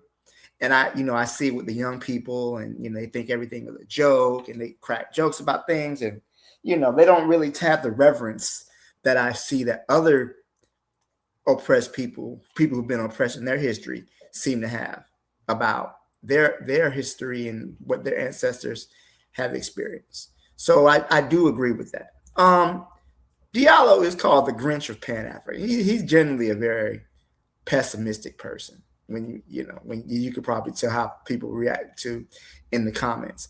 I as well don't have a problem with people celebrating, because the truth of the matter is that Black people in Texas knew about the Emancipation Proclamation. They knew that it was there. There were, the slaves had many networks to get information to each other across distances. So I do believe the slaves were well aware of the proclamation, but it's just the fact that because Texas was never under the control of the Union Army, during the Civil War, many times as the Union Army would progress deeper into Confederate territory, they would go into Texas. They would call it driving the Negroes. They're going to drive the Negroes into Texas to kind of prevent them from being free, because what happened is that as the Union Army took more territory, they would free the slaves. When Sherman did his march through Georgia, everywhere Sherman went, he would let he would free the slaves. So in order to avoid them doing that, they would drive the Negroes further west into Texas. So they were aware that slavery of the Emancipation Proclamation, but it's just they were not in a position to really, do anything about it. They didn't have a army, or they had to wait till the Union Army touched down in Galveston, Texas on June 19, 1865 to notify them. But not getting too far of a history, the Emancipation Proclamation really didn't free too many slaves. It wasn't until the passage of the 13th Amendment in December of 65 that slavery actually ended in the United States. But many places kept up slavery up until then. For example, there were 4 states that did secede from the Union after the Civil War: Delaware, Maryland, I believe it was Missouri, and I forgot the other one, the border states. But they never seceded from the United States, and they were slave states. So slavery didn't end as a result of the Emancipation Proclamation, simply because that those states were not in rebellion. The Emancipation only affected those states that were in rebellion against the United States and that were slave owners. It was meant to be it was executive order. We always talk about executive order signed by Trump. But long story short, I'm not against celebrating, but I also understand his idea that, we have to couple this barbecue and the grilling with reverence and just basically an understanding of what our ancestors experienced and what they went through. And also, it should not be so, like you were saying, these people were denied their freedom 2 extra years than they should have been. They should have never been enslaved in the first place. But I understand what he's saying. These people should have been free. Why are we celebrating this? But I also understand that human beings, they want a reason to celebrate. They want a reason to organize and be with family. I don't necessarily see that's a problem. But I do think that we do have to have a little bit more memorials and understanding. It's not about just another extra day to grill. Don't forget what those people experienced and what they went through as well. But no, I kind of get what he's saying. But again, he's the Grinch of Pan-Africanism. He's tends to be more negative than positive. Yes, I'm not familiar with this guy. So, actually, before I go back to Brother Bakari, is this a guy? So he's Pan-African, but he's the Grinch of Pan-Africanism. Should he be listened to, on a regular? Well, let me say this. I have been listening to him for some years, right? And I do agree with a lot of what he says. But he is arrogant. He's very egotistical. He doesn't like to admit when he's wrong. And I find that sometimes he lives in an echo chamber. He is atheist. He doesn't believe in any type of religious belief. But he always said, if you're going to believe in a God, believe in an African God. So, okay, fine. But I mean, I'm the type of person, spit the meat, eat the meat, spit out the bones. So I listen to what he says. And if I agree with it, I agree with it. If not, then I move on. But I do think his takes are correct more often than not. But I do think that when I call him the Grinch of Pan-Africanism, that was, how Umar was called the Prince of Pan-Africanism. So this is just kind of a play on words about, Umar called himself the Prince. And then, Diallo called himself the Grinch. And he didn't give himself that name. But, he can be somewhat pessimistic on his outlook. And that's why they call him the Grinch. But I do think many of his takes are accurate. Some stuff, not so much. He's not always in a position to reevaluate himself. But I listened to him for a long time now. I think much of what he says is accurate. But again, he's only human, right? And I think that's part of the thing. Sometimes we can be so dogmatic in our positions that we don't always evaluate what we believe. But I agree on a part of what he says. But I'm still I got my chicken out there right now. So yeah, man. Don't stop doing what y'all doing, man. This is his opinion. I put it in the chat. Are you guys familiar with the gentleman Diallo? I'm not. So I'll be curious to hear what you guys in the chat have to say as well. We ain't gotta tear him down necessarily, but just give your honest opinion on what you think of him if you're familiar with him. Trigger Happy is putting some thoughts in there. I'll read those in a second. I want to get to something Trigger said earlier. A lot of starter says the young generation makes jokes and twerk at the slave force in Africa. Yeah, we talked about that on Shoot the Breeze some time back. And that's not good to me. To me, that's not good either. Off topic, but I had at one time, during the school year, the kids have a Halloween costume dress up. And there's one black boy, he said, I was thinking about coming dressed up as a slave. And I said, have you lost your mind?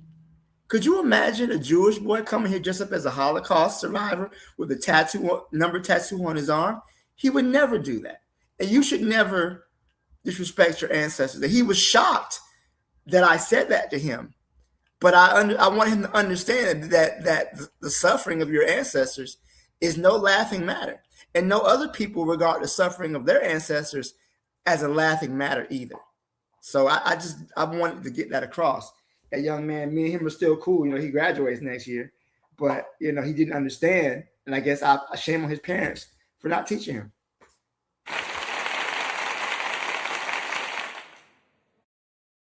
Good job on your part there, too. As an educator and as an elder to that kid, I appreciate what you did there. We let a lot of stuff slide. I'm not going to get too far into it, but we let a lot of stuff slide and kind of make light of these things. I've gotten into this bad habit recently of like doom scrolling, and I see a lot of humor on Instagram and stuff, and sometimes it's humor at our ancestors. It's like, why would you make that joke? But in the chat, Trigger Happy says some want our media to not reflect social realism when we aren't in a condition of peace. So holidays, in a sense, can't completely reflect a sense of peace because we aren't free. A lot of slaughter says 100 to what Trigger said. Trigger goes on to say the same discussion Diallo talked about is the same one continental Africans have every Independence Day. Quote, why celebrate Ghana Independence Day when our government is trash?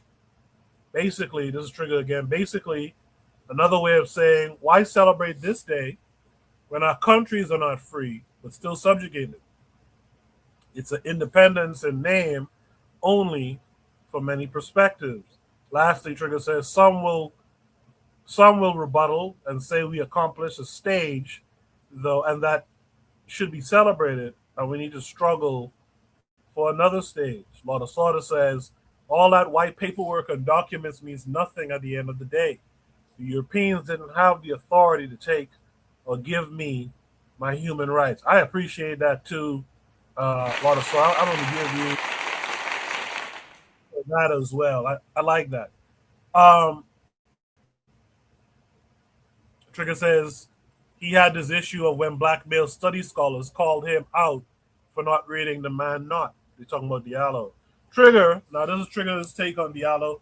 He says, I like Diallo, but I always disagree with his atheism, as atheism is not African and will never be African. I appreciate that. Provide Triggers for Evolution has joined us tonight. Thank you. Sister, happy Juneteenth to you as well. Provide Triggers for Evolution says, yes, I listen to Diallo often.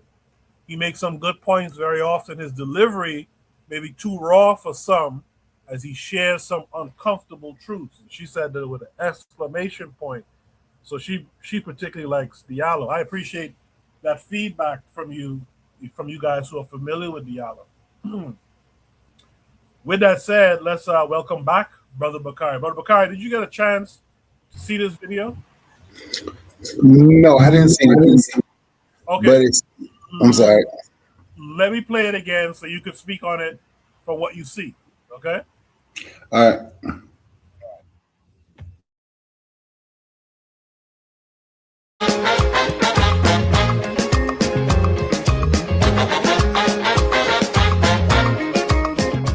I don't like Juneteenth because I don't think that delayed freedom is something to celebrate. So justice delayed is justice denied. I don't think we as African people have enough reverence for what our ancestors endured. So to have a fucking picnic and parties and concerts and vendors in recognition for slavery's emancipation, and it's not even for emancipation, because Emancipation Day is not Juneteenth. Juneteenth is the day when Africans who spent an extra couple of years in chattel were finally let go. To me, that's a tragedy. After that initial Juneteenth celebration, that should have been the end of celebrating slavery. But when they went to burial grounds, they used to use Africans as fertilizer. They would strip mine our body parts. George Washington, they're coming out with a new propaganda film about young George Washington. He would extract the teeth from living slaves and embed them in his mouth. They had Africans, skeletons that they dug up and find that tendons were ripped from bones. Ligaments and tendons were ripped from bones, literally worked them to death. And not just, and they would age these corpses, these remains, 9, 10-year-olds. I think Africans should recognize Juneteenth by rising up, by recommitting to resistance.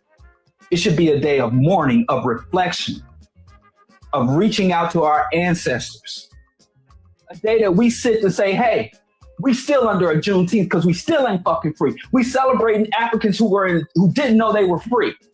And the only thing worse than an African who's enslaved and don't know they free is an African who believes they free while they still enslaved.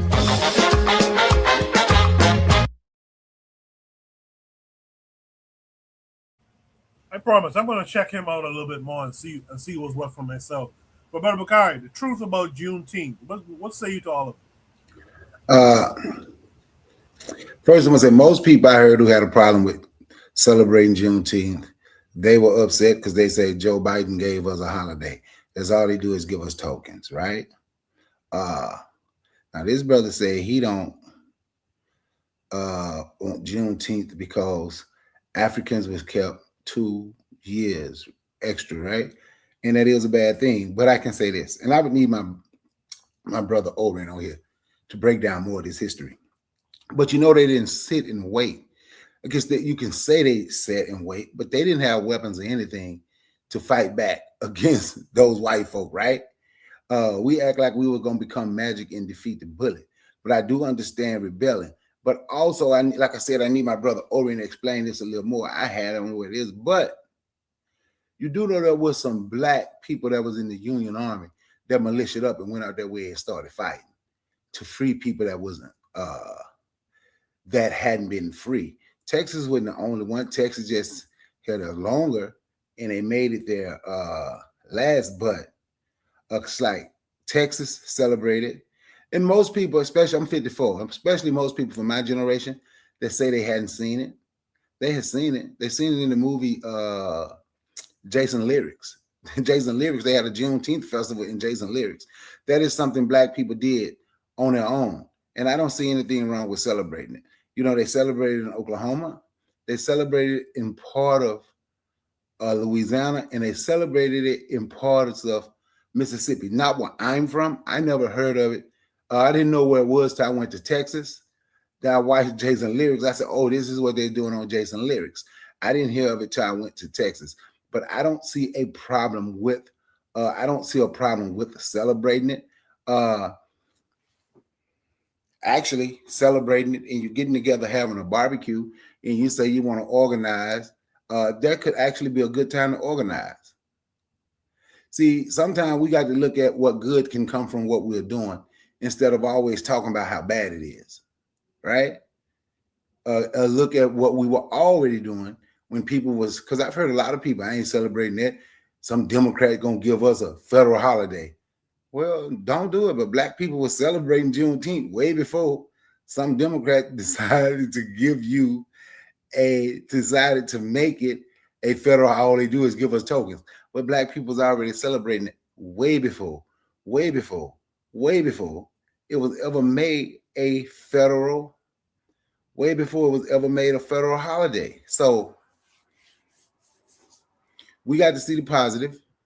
The positive in that is we were already doing it before Joe Biden, Sleepy Joe, Jim Crow Joe, before he ever said anything and made it a federal holiday, into saying we should be want to resist. I agree. So how about, instead of complaining about celebrating the holiday, how about be a part of the community when they're celebrating and talk to people and see how many people want to resist. This might make people want to resist. Some people don't know the real history of Juneteenth. So maybe if you tell them the history of Juneteenth, right? Maybe if we go out and we deal with the people and tell them the history of Juneteenth, maybe we can create some type of organization that want to resist and that want to fight back. So I don't have a problem with celebrating Juneteenth at all. That I get a mic. Bakari, I feel you on that. Bakari, Black Sea let us step away for a minute, but let's me and you dialogue for a second. If you, because you put a bit of a bug in my mind that Juneteenth would be a good day to organize around the celebration. Bakari, if you had the resources in your neck of the woods, what would you do on Juneteenth? Oh, I would have something for the community. Ask everybody to come out, but at the same time, I'm organizing. I'm organizing with the ones that we can't force people to want to organize and want to resist. But it's some that's going to come that want to resist. But they can come and get them a hot dog and a hamburger. The ones that don't want to, they might sit there and listen, and you can put a thought in their head. And I'm gonna use me. I just left for my son. You know, he came here, so we giving him something here for his graduation, for the people that did make it. Graduation, birthday in Juneteenth. It was him, his two Haitian buddies, his Nigerian buddy, his other brothers. I call them the Nerd Crew, had made it. And they got one guy with them from Nicaragua. When we talked about Juneteenth, that's what they talked about, was the fireworks. My son knew because I told him. So, but when I started talking to them about Juneteenth and the history of Juneteenth and what it meant, so now they're gathering became something different. It's not just to get together and eat and joke and smile now. So now they want to discuss ideas. See, we can't blame people for not knowing. You understand what I'm saying? If our people, we can't blame them for not knowing. If we know, we're supposed to teach them. Like Lord of Slaughter put in the chat that we could use it, but he was right. He said people just gather with immediate family and not the community. For the most, you're correct. But you have places where the community is, where the town or the city in is doing Juneteenth events. So I'm saying what it could be used for. So can I ask you a question, Coco? Do you think if you had a Juneteenth gathering, you threw it, you invited your block, right? Do you think you could use it to possibly organize and put a bug in people ear and make them think and see something different? Absolutely. In fact, this conversation has me thinking about, next year, Juneteenth, unless next year is a leap year, Juneteenth should be on a Saturday. We do Shoot the Breeze every Saturday night. What would it be like to organize an event with like-minded people, and we do a show, we do Shoot the Breeze, and we have the community speaking on their experiences and their thoughts, and quietly organize on the side as well, not on YouTube, but it's definitely giving me an idea. It's definitely giving me an idea. So how about this, Coco? We come on here, we talk all the time. This is something we do. How about one day we just decide we want to meet, which I've been trying to get us more than me to say we need to do this, right? But let's say we want to meet, and you talking about doing your live show from an event.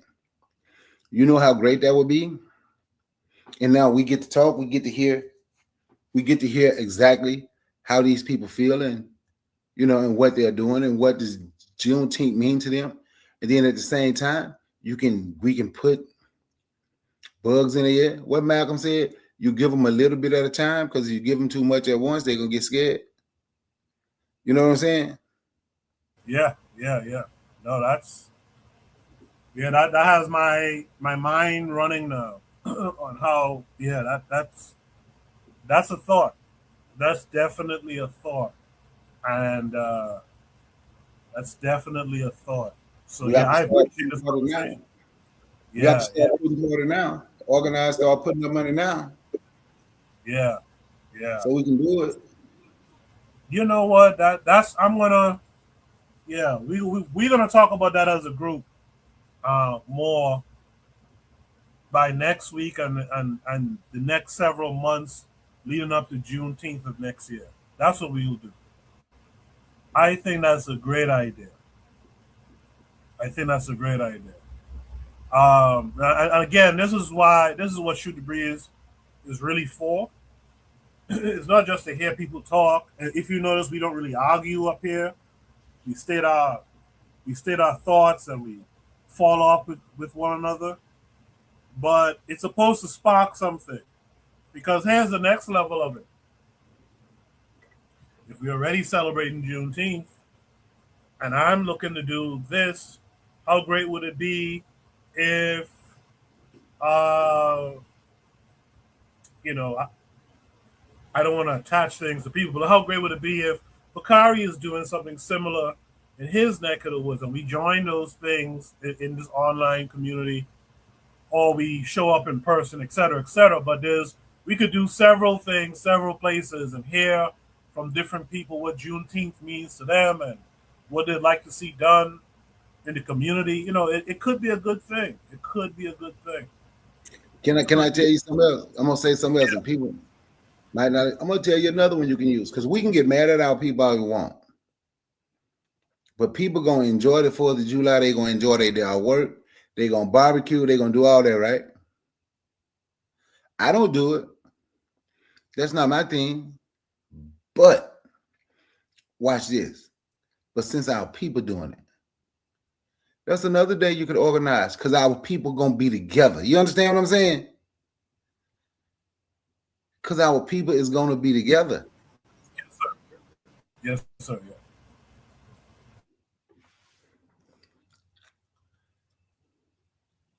Yeah, food for thought. Food for thought going forward. I think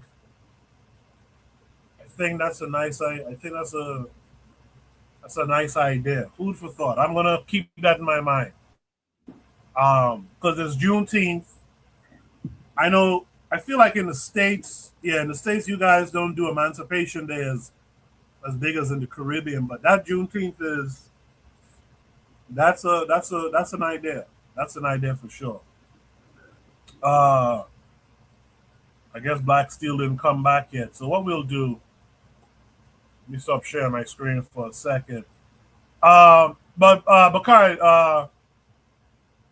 what do you say to somebody who says, like Trigger brought up earlier, we are in a bad state of affairs worldwide. We shouldn't be doing all this partying and celebrate. I heard what you said already, and I spoke to that. But what would you say to that person who says, you know what? Let's get rid of all of this celebrating. Juneteenth should have been celebrated that first year and never again. What say you in general? I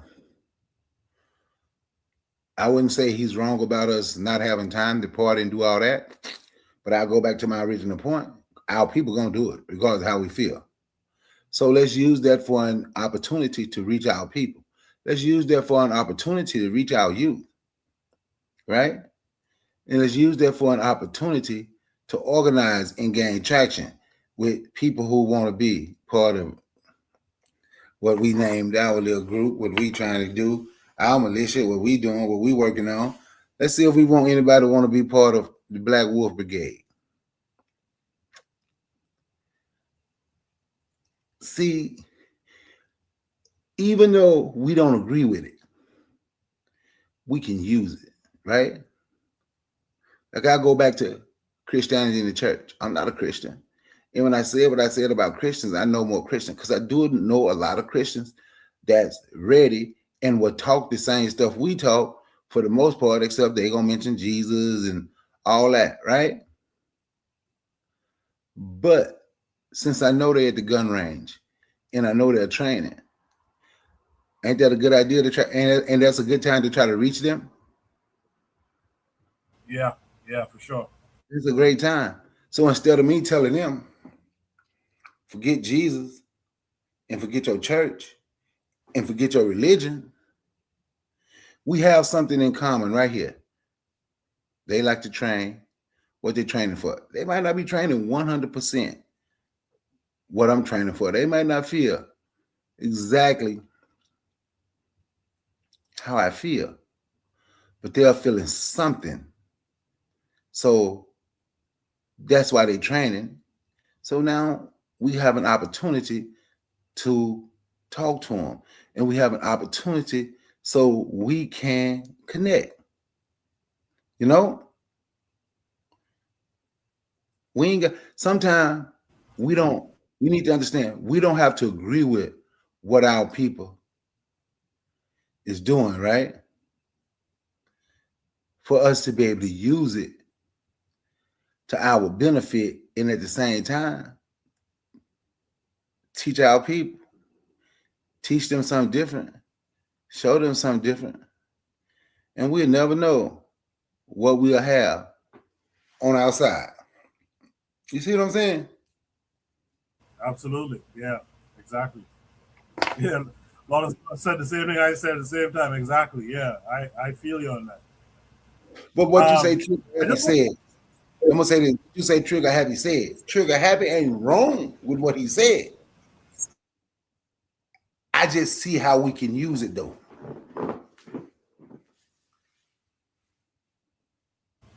I just want to shout out.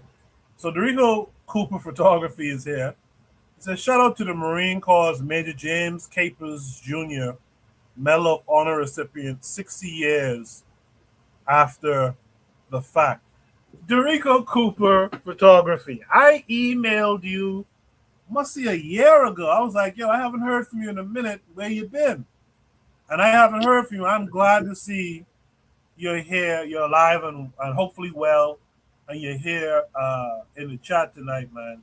Dorico, when I first started Shoot the Breeze, Dorico was like a regular in the chat, right?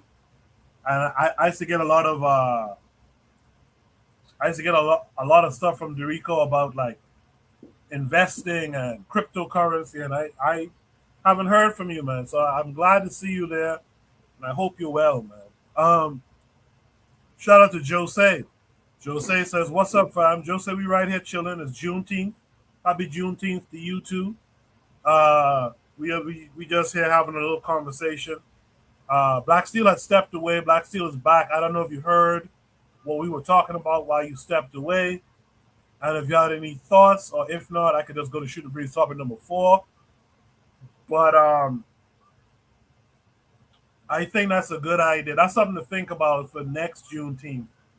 Definitely. Black Steel, did you want to add anything? No, we can go ahead and go to the next topic. All right, cool. All right, man. Good conversation there, Brother Bakari. I appreciate you. Lot of Slaughter, appreciate you too, with all your feedback, and Trigger Happy, of course, and everyone else in between. I'll check out this brother, Diallo, when I get a chance. Kofi the Black Critic said he subscribed to him. He has good content, so I'll definitely check him out. Dorico says, "Thanks, brother. Doing well. Been through a lot since we last spoke." Okay, hopefully we could chop it up and email again at some point soon. In the meantime, let's go to Shoot the Breeze topic number 4 for time's sake. We're going to end at around 11. Shoot the Breeze topic number 4 says, "Notice this World Cup, the lack of African fans for their teams." Jose, if you're still out there, you might be good with this topic as well. If you can, come up and lend your voice to this conversation. This comes with a link that's going to take us to X, I believe. Yeah. Make sure you guys can see my screen. My computer's working slow, so okay, there you go. So this is from the New York Times, actually. It says, from the Athletic football, Senegal captain Kalidou Koulibaly. You know, it's funny. I had a teacher in school back home whose last name was Koulibaly. Has questioned why his country's fans have been hamstrung in their attempts to support their national team during the World Cup, with Senegalese nationals facing a travel ban in the United States. Let me read that one more time. This is from the Athletic Football Club. It says, Senegal captain Kalidou Koulibaly has questioned why his country's fans have been hamstrung in their attempts to support their national team during the World Cup, with Senegalese nationals facing a travel ban in the United States. And this is the image along with the tweet. It says that I don't understand why people from Africa cannot have their people, says Kalidou Koulibaly. He says Senegal's captain questions the World Cup travel ban for the nation's fans. Let me see if there's more to this. There's a couple of tweets here. I know someone just came in. Okay, I got you in. Someone here named Shane says the problem lies with FIFA, on my opinion. They could have moved the games to a more friendlier country for it to be truly a World Cup for all nations, not just Europe and Americas. And he asks FIFA, he says, FIFA didn't have the spine to discourage the racism from Trump. Someone says, watch the DR Congo, the Portugal Congo game, and the stadium is a sea of red with little patches of blue here and there. That lack of support for African teams is so glaring. Last person, Steve from the Brooklyn Dispatch, says he has a fair concern. This World Cup in America has been a shambles and completely unequitable. Shame, shame, shame. Uh, with that said, let me put the original image up. Um, Let me just go right down the line with this. Black Steel, how do you feel about the lack of African fans for their teams in the World Cup? Donald Trump and his administration are white nationalists, so that's why they're doing this. And you know, that was a very loud call for the games to be moved or to be boycotted. And you know, the game that was not heeded. So yeah, this is a very, very glaring, obvious issue because you know, why are we surprised? This is a white nationalist president. So of course he's going to be a white nationalist. We see he's done what he's done with the Iranian team. He kicked, you know, after their game, they were forced to leave the country. That black Somalian referee was forced to leave the country. He wouldn't let him attend. A lot of different teams are being searched.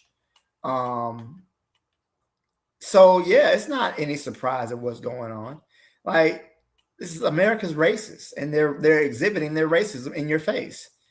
But they're making a lot of money off of it. So that's kind of where, you know, and you get black people playing the games and everything, but the whole situation could have been avoided. We knew what this was going to be. When they said ICE was going to be attending the games, we knew what it was. Like, what are we doing here? What's happening? So yeah, that's basically all it is, man. It's just a matter of just poor people being forced to watch this racist ass soccer game, whereas the president of the United States is a racist, open racist. His administration is racist, and they're making everything difficult. So I'm not surprised that the Congo fans are having a difficult time attending games. My thing is, so it's not just the United States, but it's Mexico and Canada. Why wasn't the African referee, if the United States didn't want to admit him, why not just referee the games in Canada and Mexico? That same restriction doesn't appear to be on those two countries. You know, so I'm just wondering, like, but yet FIFA's still sending back to Somalia. It's crazy how they're operating, how they're doing this whole situation, man. It's all a joke, really. Nobody should be attending these games, you know, especially the games held in the United States, being controlled by a white nationalist president who's an open white nationalist. Go ahead and I don't know. I feel like the game should have been either moved. They refused to move to the United States, boycott the games, because this was the predicted outcome, and what's happening as we predicted this was going to happen. But yeah, I'll leave it there, Coach. I figured this is going to be the case. I appreciate that, Black Steel. Lot of Slaughter, I made you a mod. So drop that link again because I don't see the link. So drop that link again for me, Lot of Slaughter. I'll play it as soon as you drop it. I should be able to pick it up from there. Okay, Lot of Slaughter just dropped it again. In the meantime, while I work on that link, Brother Bakari, what say you? You know, my one of my homeboys went to the Senegal, went to the game in New Jersey when they played France, and he said that was one of the things that they were constantly talking about, and he don't blame him because he really likes Senegal, right? You know, he had the opportunity to go there like 3 times, so he went to support Senegal, and he was like, man. And from what he was saying, he was like, we don't understand how Senegal travel, how that team travel. And they say normally travel with about going to different countries, World Cup, because he's saying been about 3 of them, about 25,000 people. And they weren't allowed to bring their fans. Congo were not allowed to bring all of their fans here. But like Black Steel said, we have a and I say this to make Baptists say this, and I really make Christians mad. But we have a white Christian nationalist as president, and like Black Seal said, say, what do you expect? And he's doing it right in our face.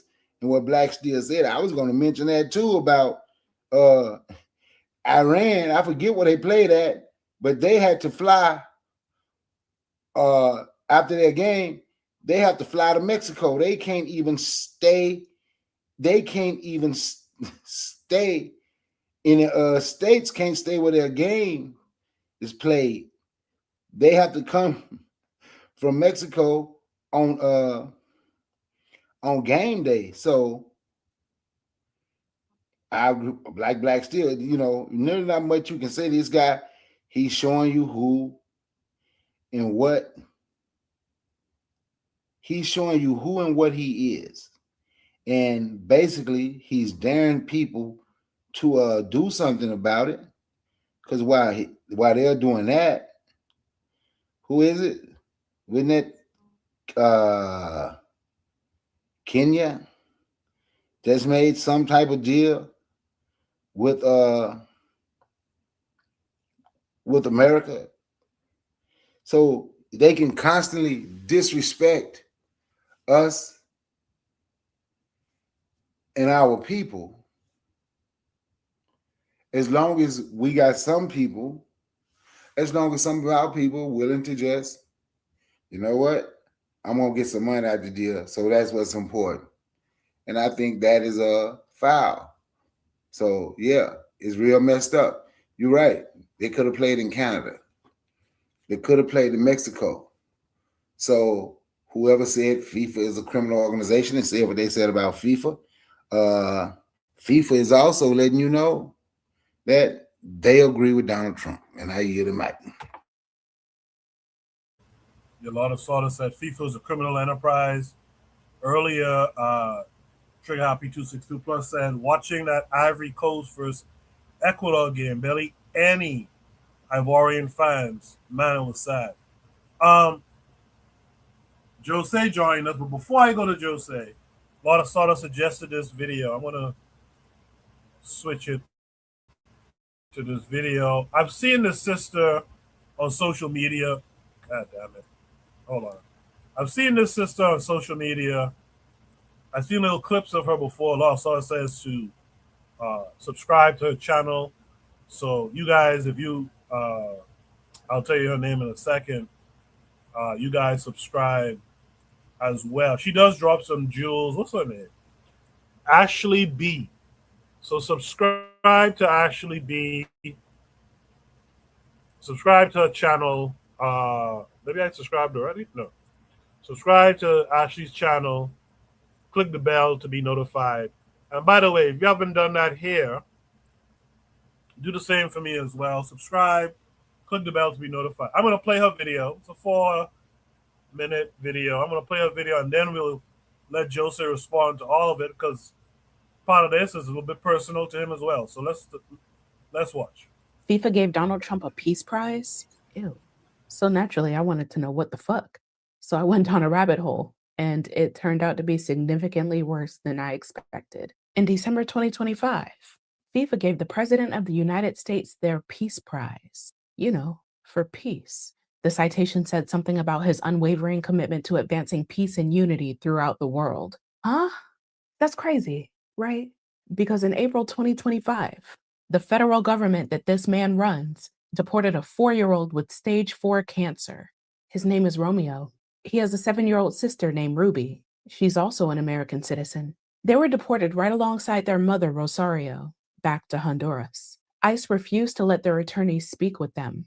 They were lied to about where they were going, and they were gone in 3 days. That same week, another American citizen toddler named Jade, 2 years old, was deported with her mother, Julia. Same procedure, same Louisiana ICE office. The man whose government deported these children got a peace prize. In the 6 months since, this administration has deported over 500,000 people. ICE is killing American citizens. Fans from Haiti, Iran, Senegal, and the Ivory Coast cannot enter the country hosting their own teams. Visitors from the rest of the world They're being asked to hand over their social media to be screened for anti-Americanism. FIFA was told, Amnesty International, the ACLU, the NAACP, Human Rights Watch, 90 organizations signed a letter, and FIFA gave him the prize anyway. They brought that tournament here anyway. So I went looking at what FIFA is because I didn't really know much about the sport, if I'm being honest. FIFA's a criminal enterprise, and I am not exaggerating. In 2015, the DOJ indicted 9 FIFA officials on racketeering, wire fraud, and money laundering. The indictment covered over $150 million in bribes over 2 decades. Eventually, 45 people were charged. Over $200 million in documented bribes. The 2018 World Cup in Russia was bought with bribes. The 2022 World Cup in Qatar was bought with bribes. A FIFA vice president named Jack Warner took $5 million in bribes from Russia for his own vote. That's the public indictment.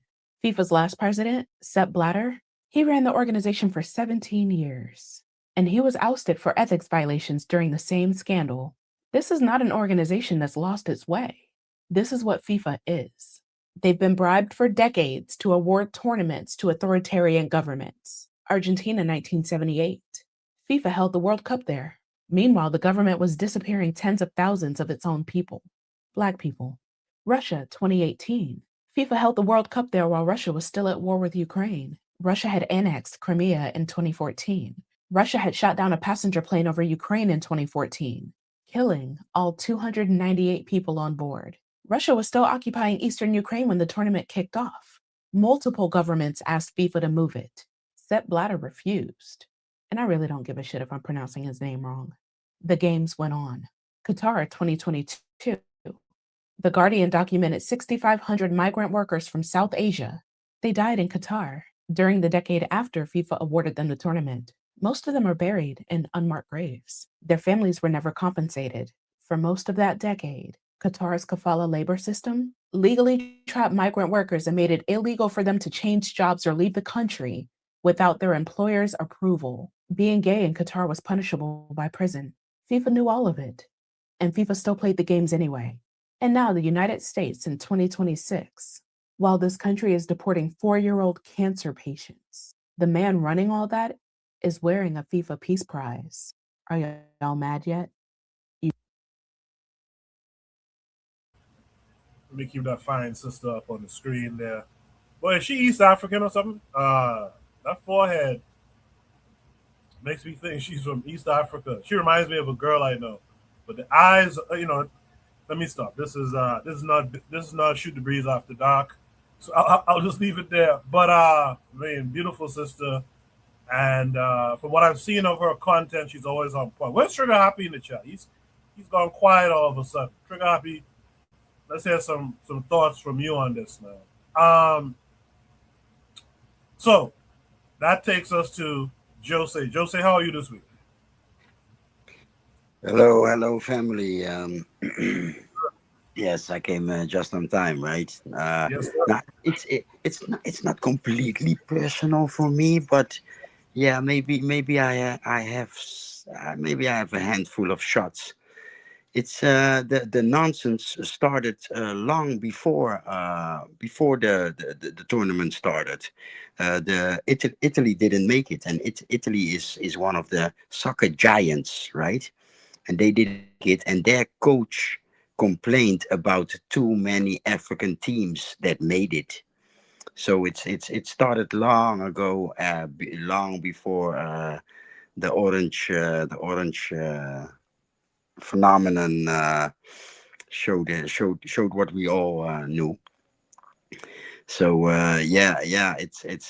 Europeans are constantly complaining about their teams being too black, and yeah, I mean, what can I say, man? That's the Italian coach complaining. It's a sore loser. He didn't make it, and shut up.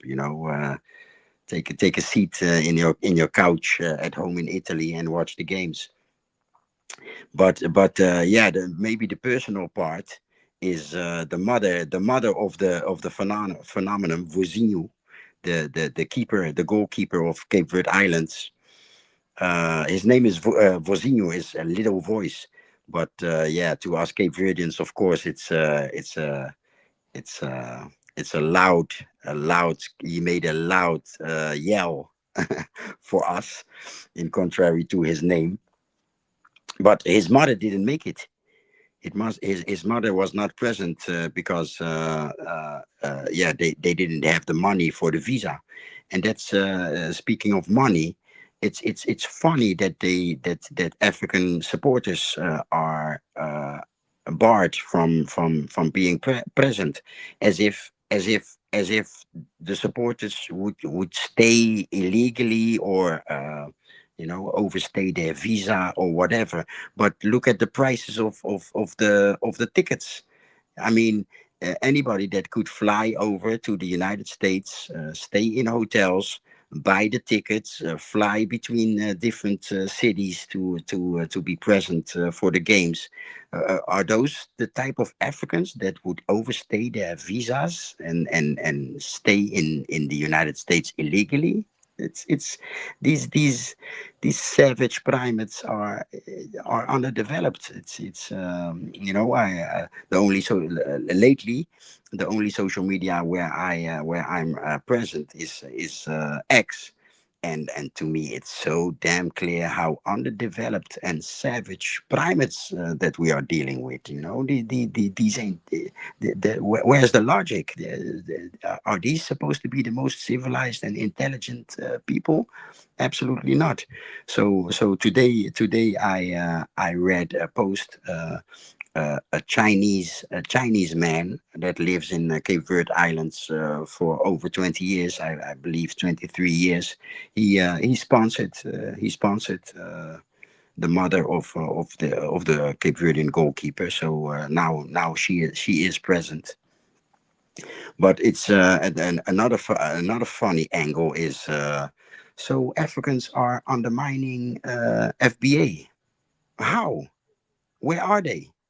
I mean, I guess the fans that are present are immigrants, right? If the actual Congolese and the actual Senegalese are stopped are barred from being present, the fans that we see are most probably the diaspora, right? Immigrants. But where are they? It's a handful. And a handful of Africans are undermining the FBA. Wow. Wow. Wow. Yeah. And just like the other speakers in the panel, what can you say? Yeah. What can we say? I hope it makes an impact to the global South. I mean, how many impacts do we need to understand what we are dealing with? But yeah, I hope that again it makes an impact. I mean, it's, I can't wait for the world to ditch, drop, cut off the so-called West, because they are showing who they are. And another thing about the lady in the video, it was not Russians that shot the plane down. It was Azov battalion in the eastern part, from the eastern part of Ukraine, that shot the airplane, because that's also kind of personal, because over 200 people in that airplane were Dutch. So there was a lot of drama in the Netherlands about that airplane, and they worked so hard to blame it to blame the Russians, but it was an Azov battalion squad with of course Soviet material. So yeah. Um, yeah, that's all I have to say. Wait, Thank you. hold on, Jose. Wait a minute. Tomorrow, Cape Verde plays Uruguay. I could guess who you have, but who do you think comes out of it tomorrow? Difficult to say. Difficult to say. I, I think they did they I mean, Spain is also a soccer giant, and they played 0-0. It was kind of during the game. I was kind of disappointed. I was like, okay, what do we have to lose, right? We are a tiny country. It's the first time. What do we have to lose? Attack, attack, attack, because they were playing very defensive. But at the end of the day, 0-0 is 1 point. We got 1 point, and Uruguay is maybe a mid, not a giant. Maybe in the early days of the world championship, Uruguay and Paraguay and of course Brazil and Argentina, they won a couple of times. I believe till this day Paraguay is the country that won the most, but that was in the 40s and 50s. But yeah, logically, I hope they win. And to be honest, I think they can have Uruguay and Saudi Arabia. I think they can have them.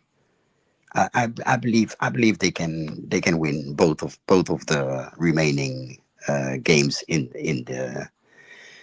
this group. Yeah. I think maybe 1-0, 2-0, 2-1. Yeah, I think they can win both. All right, I'm gonna be looking for that tomorrow. By the way, six of them live in the Netherlands. I'm not surprised by that, actually. Okay. I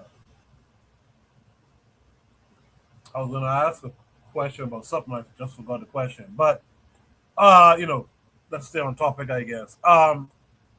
In the chat, Trigger Happy says FIFA has always shown they are a criminal organization.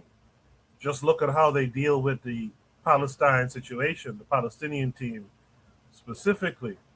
Trigger reminds us Cape Verde plays Uruguay tomorrow. Valsara says, I think Pan-Africanism has the government scared. He says FBA is mad because they aren't on TV. Trigger Happy says, honestly, many players play defensively for tactical reasons. It opens you up if you don't, unless you have the same offensive power. Cancel out. That's a fact too. With that said, does anyone have any on the panel have any last thoughts on this prompt? I know it's a soccer prompt, a football prompt, so maybe a lot of folks mightn't have too much to say about it. But something Jose said I want to touch on real quick is the prices. The prices. It's becoming clearer and clearer that the games that we love as kids, and for those of us who are fortunate to become professionals at, and then those of us who love our teams, etc., we're being priced out of these things. Soccer is a thing, man. Any little bit of space you had back home, you play a little soccer, a little small goal or something. But then you want to go and support say Haiti, for example, and you can't afford those prices to go, like Jose said, to fly in, book a hotel, buy a ticket. Like, you can't really afford it no more. And just to expand it out. The Knicks recently won the championship. Shout out to the Knicks. But I was watching the games and looking at those seats, especially those within view of the closer to the floor. You really can't see a black person there, man. And let's be real, a bunch of tethers won the Knicks championship, right? Big Bodega, Cat, Tether, Brunson, Tether, right? Hard, I think, is like a bunch of them. But the people who really are the fans, who keep that going, who buy the merchandise, this, that, and the other, cannot go to those games. And if they can afford to make it, they're way up in the so-called nosebleeds. There's something we got to do, something different. We really got to separate from these folks and make it something that we can actually tune into and enjoy, and you know what I mean, and we can put our dollars behind because it goes to our people, things of that nature. So I just want to point that out. Oh, Jacadero's in the chat. He says, ha ha, tethers. He said, you're not wrong though. I'm still rolling. Man, good conversation. Dorico said facts. Trey Hoppy said, LOL, tethers are what makes the American team for this World Cup good. Absolutely. White supremacists who want to win will always use black mercenaries to make black countries lose. I like that comment a lot. Hey, guys, in the chat, if you have been enjoying these conversations tonight, drop a fire emoji for me. Let the panelists know that you're still tuned in and you appreciate their contributions to this discussion tonight. And while I'm at it too, let me shout out Buana. We haven't had Buana in a little while. He's busy with some function, some work back home. So we look forward to his return. But shout out to Buana as well. Let's go right into it then. Let's go to Shoot the Breeze topic number 5. This will be the last topic of the night. I hope I set this up. Let me see. Let me just make sure I set it up before I move on. Maybe I didn't. While I'm setting this up, I just want to remind you guys of all the other active shows on KWAZ Radio. So make sure you guys check out Kofi the Black Critic. He had a good stream the other night. Yes, Dorico Trigapi is on point. So there's a lot of slaughter as well in the chat. But I was saying something. Yeah, make sure you check out all the other shows on KWAZ Radio. In particular, Kofi the Black Critic. He had a good live the other night with Brother Bakari and Black Steel, so shout out to them. And I think a lot of Slaughter joined them that night too, as a matter of fact. So good conversation. Shout out to them for that. Shout out to the Forecast Radio. Very consistent. Shout out to the Forecast. And Oni was doing some, I think they were lives. Oni put up some new content recently. Check out Oni, the Pro-Black Perspective as well. So I got a couple of fire emojis, a lot of slaughter, Jack Cadero, provide triggers for evolution, the matron, Trick Happy 262 plus. So thank you for that. Hopefully the panel enjoys seeing those fire emojis. Should be topic number 5 says, I want a big Pan-African cookout like this. Let's go to what is being discussed here. Again, if you want to join us for the last prompt of the night, Sister Raw gives the fire emojis as well. If you want to join us for the last prompt of the night, that'll be great. Just click the link pinned to the top of the chat, and you will be added to the panel as well. So, should be something number 5. I want a big Pan-African cookout like this. Takes us to this tweet from the Cake Lady. I like her on Twitter. She says, we need to make this happen. Where are you from? And what are you bringing? So the same thing is for the chat. Where are you from? And what are you bringing? Let's watch the video.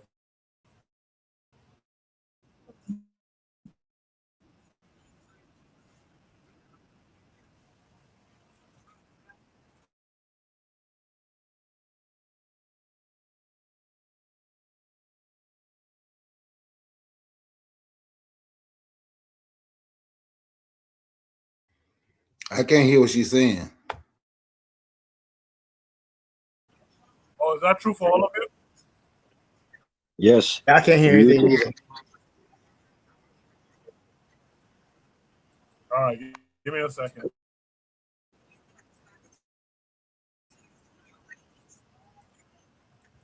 For some reason I can't stop the damn video.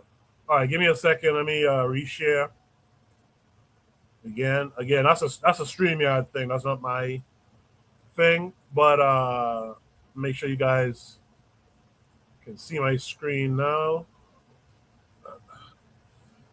Yeah, my apologies, guys. I'm working on the sound now. There's something going on strange here. Hold on a second. Let me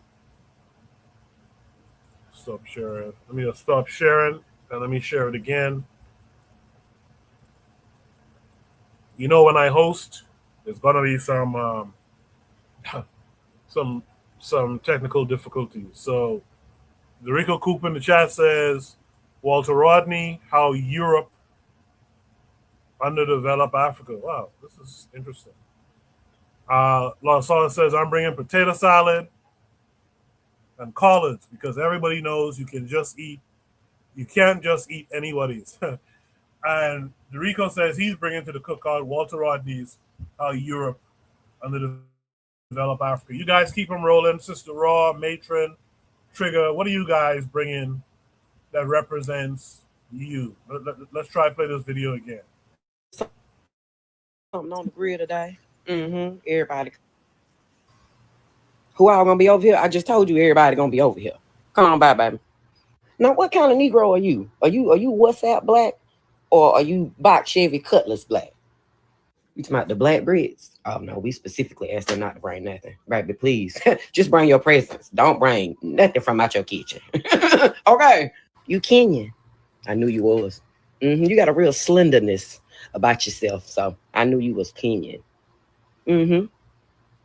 I knew you played soccer because I seen your legs. You need protein. Give him some of that potato salad. Plenty of food for everybody. Who made the macaroni and cheese? Oh, we did. The Black American department made it. Don't do that, nah. Them good people over there. You better hush before they come over here and dirty wine all across the back of your head. Y'all can go over there and start frying that fish. Go over there and do it by the South Carolinians, or either do it by the Louisiana people. The Dominicans are over there. You can't tell which ones? The ones in the white pants, the slim fit white pants. That's them right there. Right. You can't tell the difference, but that's them. Y'all appreciate you bringing it. You brought Jola. Thank you. I knew you Nigerian. Well, are you? Oh, okay. Well, I just had to ask, make sure. Well, I got plastic on the furniture just in case if you are and you don't want to tell me. So I got everything laid out. And so you take the fruit and then you dip it in the water. And the water so blue. Thank you so much. I appreciate you bringing that. Was that griot? Thank you. Thank you. Did you bring some banana pesa? That's all I'm saying. That's why I rock with you. For real. Cut out all that damn fighting out here. Because I don't want to hear it. Make y'all asses go to bed right now. Everybody going home. Cut it out. Oh, they about to cut a rug out there. They got them Ethiopian kids out there doing it. Shoulder shit that they be doing. And then them Chicago kids over there doing that foot stuff that they be doing. Everybody out there dancing in cursive. It's a party. It's a synthetical. I wear my hard wigs when we have like a cousin's party. I save my good wigs for when it's a Black American party. Community is much harsher with wig judgment than the rest. Y'all go in the bathroom, okay? Thank y'all for coming. I appreciate y'all being here.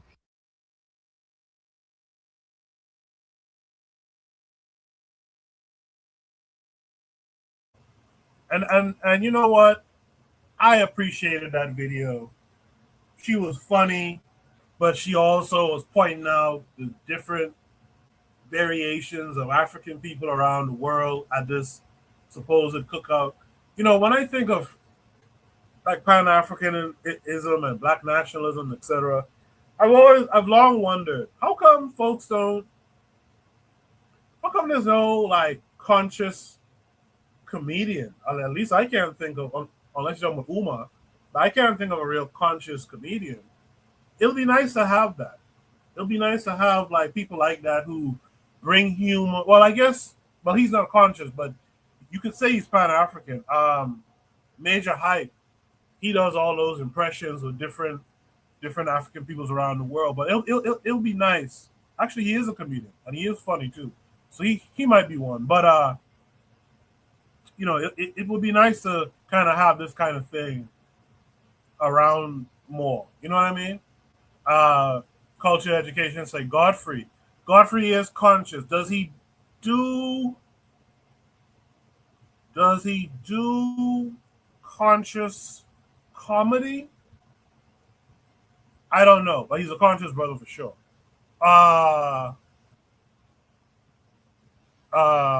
Let me just go through some of the comments before I throw it to the panel. You guys will also, the panels will also tell me what you're bringing to the cookout. Let me scroll back. Wow, a lot of you had something to say. Rico says, I'm frying fish. Okay. Trigger says, I bring bofrot. Am I pronouncing that right, Trigger? I bring bofrot. Ghanaian donut that's like a ball shape. Many African countries have the snack, but in a different name. So is it a dessert? Just trying to be clear. Or is it like a samosa?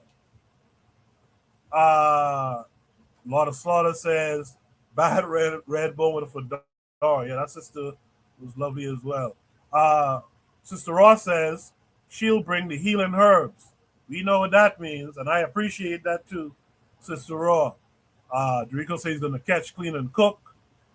Matron says she's bringing the 7-Up and lemon-flavored pound cake. Hey, man, I don't mind a little lemon-flavored pound cake from time to time. A lot of Slaughter says, asks if I have heard of Kirby. I think I did run across Kirby on Instagram. He says she's the new Erykah Badu. I'll check out some more. Lawson says them Sudanese be doing that snake dance. The Rico says steppers from Chicago. Right? What else?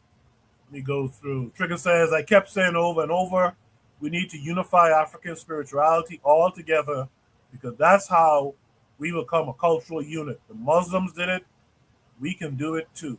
I appreciate that. I think there's a couple of more comments I'll get to in a second.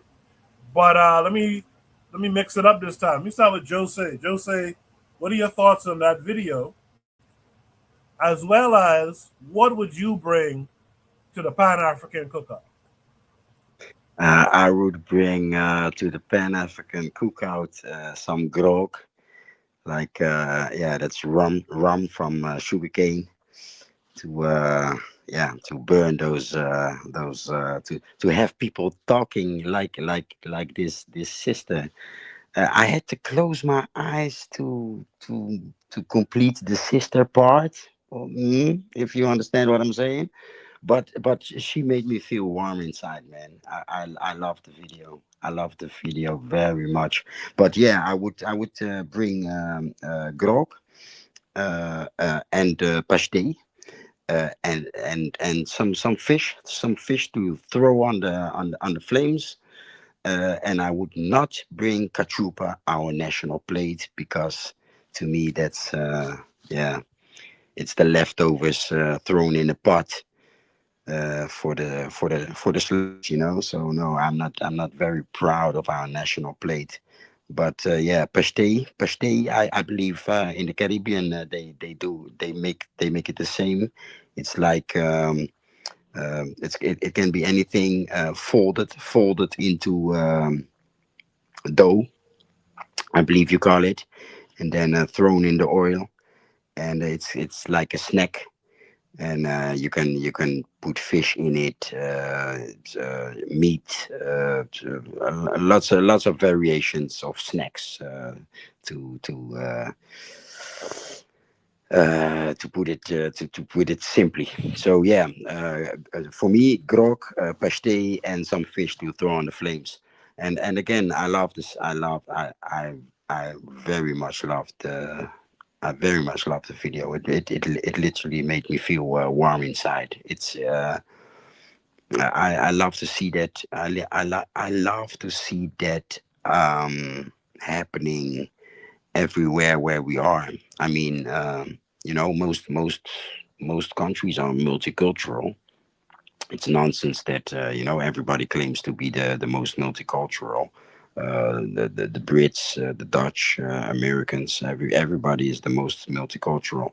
But yeah, in those places, I wish that this would happen, and in the same warmth as the sister brought it. So laugh together, spend time together, eat together.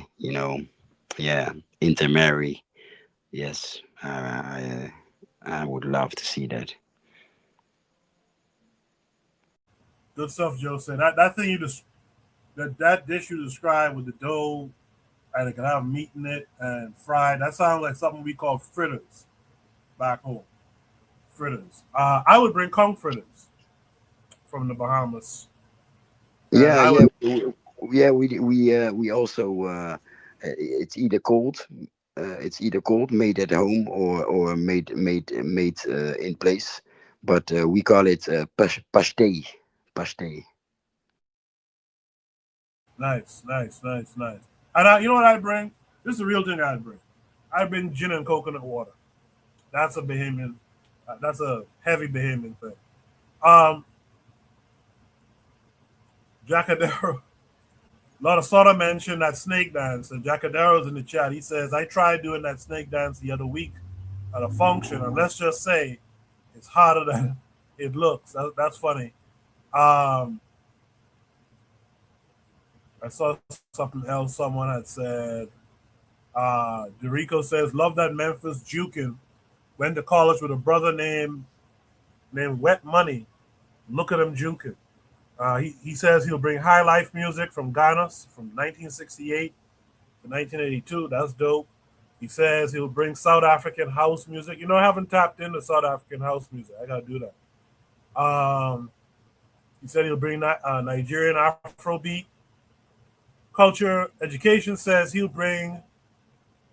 Boy, I'm gonna butcher this, but Chontaduro. Can you tell me? I don't have access right now. Can you tell me or tell us what Chontaduro, and if I'm pronouncing it anywhere near correct?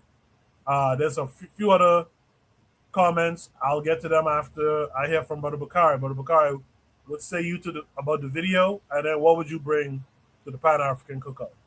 Hey man, that video was funny. She made it great. She did a good job. I'm from the SIP, so I'm gonna bring a little. I'm gonna bring some bush meat and some buffalo fish. Some of y'all most people ain't heard of buffalo fish. Lord of Slaughter might know what it is, cause he from down south. But I don't know about Black Steel being from Florida. He might. But that's what I bring. I'm gonna get me some go on Instagram and look at them coon boys. Bring y'all some coon cooked in the oven, smothered with sweet potatoes. Then drop in some of that buffalo fish for you. That's what I'm gonna bring. I'm curious about that buffalo fish. I've never heard about that before. Do you fry that? Do you fry it dry like how you fry like snapper and stuff, or how do you prepare it? We do it in meal. Yeah, you fry it, pat it in the meal. It's very good, man. You make you cut them. They have like you can make like ribs out of them. But the thing about it, it's a white meat fish and a dark meat fish at the same time. Well, Sister Raw might know about it because I know she say she be Mississippi, so she might know about the buffalo fish. But it's a white meat fish and a dark meat fish at the same time. You might on the same. You be eating it. Some of it white, some of it dark. You make you make buffalo ribs out of it. Man, that's amazing. I had never heard about that before. We'll see if Black Steel heard about it in a second.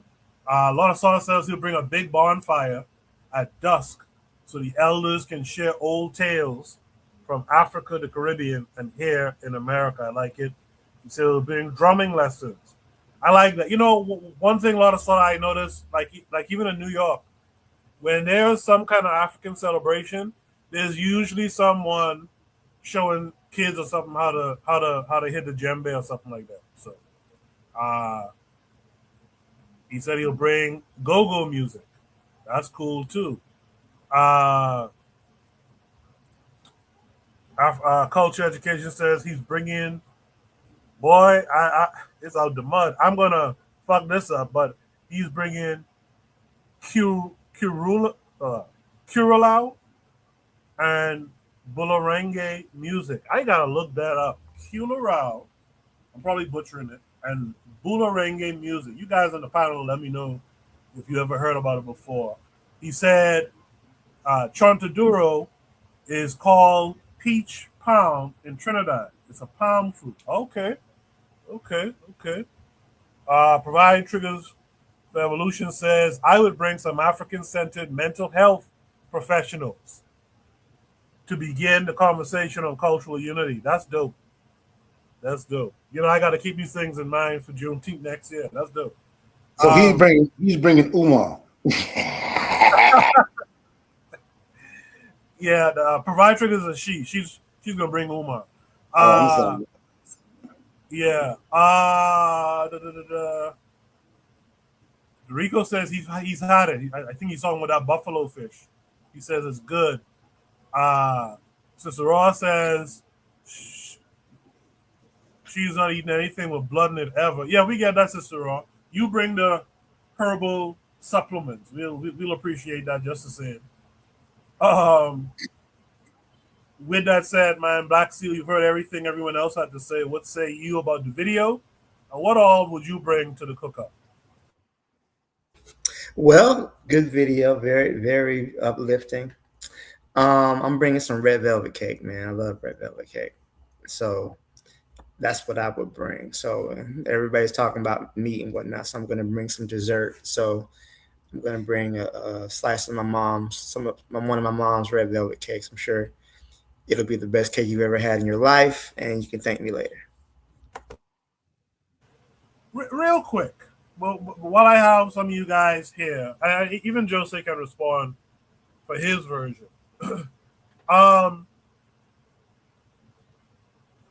What's the African in America? What's the preferred dessert? Is it cobbler, or is that just a regional thing down south, like across the whole area, the U.S.? What's the dessert everyone is big on? It's definitely a regional thing because we have peach cobbler here, butter pecan ice cream, whatever varieties of pound cake. It really just depends on where you are. The 7-Up cake. What's the one cake that they have? Wait, hold on. I'm sorry, Black. Is 7-Up cake made with 7-Up?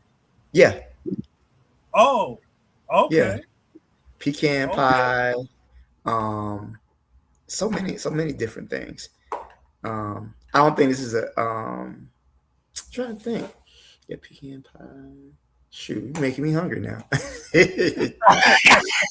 I was just about to say that Black Steel. You can tell Black Steel really love his desserts. Dude, I do have a sweet tooth. Yes. You can tell you really love his desserts. I like what Matron says. She says, "Ain't nobody ever mad at a pound cake." I could see that. I myself, I really do like a pound cake too. I can see that. You know, it's funny. Black Steel mentioned butter pecan ice cream. I saw a post just today where it was talking about how, I guess, Africans in America, the enslaved and otherwise, they couldn't eat vanilla ice cream, and so they couldn't eat it, and maybe they had a one day of the year where they could buy it, but they couldn't be seen eating it in public, so they had to. So they came up with the idea of adding butter and pecans and that's where the butter pecan is. Am I crazy or is that a thing? Black Steel. I heard that. I don't know if that's true or not, but I have heard that legend before. Bakari, have you ever heard that before? I never heard it, but I'm willing to bet you it's true. Yeah, I'm willing to bet you it's true.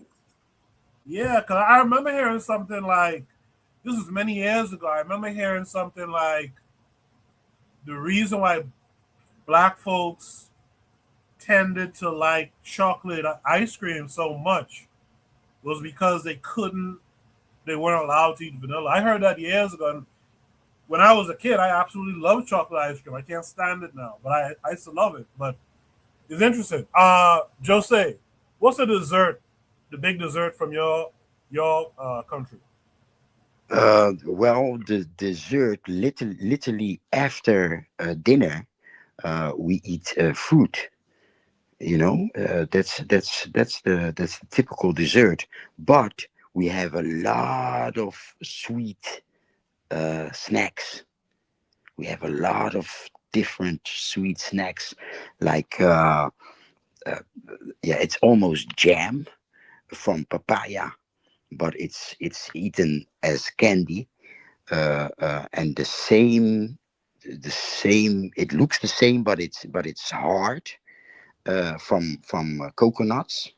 It's also jam, but like a rock. We have suzude. That's some large cookies, and it's soft. It's almost cake, but it's not soft as cake. But it's called suzude. Suzude is quiet. So they call it suzude because it doesn't make no sound if you bite in it, or if you snap off a piece. We have yeah, a lot, too much to mention, and a lot of it I don't even know the name, but we are sweet tooths, and but not as dessert, more like snacks. So Appreciate what that. y'all know about this one? Look this one up. Better than sex cake. Now that shit go hard. I've heard that before. What's in that, Bakari? It's the original Better Than Sex Cake. I can give you backstory. The original Better Than Sex Cake. My mom and one of her friends created that cake and actually was in her cake in her cookbook, her friend cookbook. It's like vanilla cake. It have yellow cake, vanilla pudding. You have bananas. You have it's layered. You have Cool Whips, and you have nuts on the top.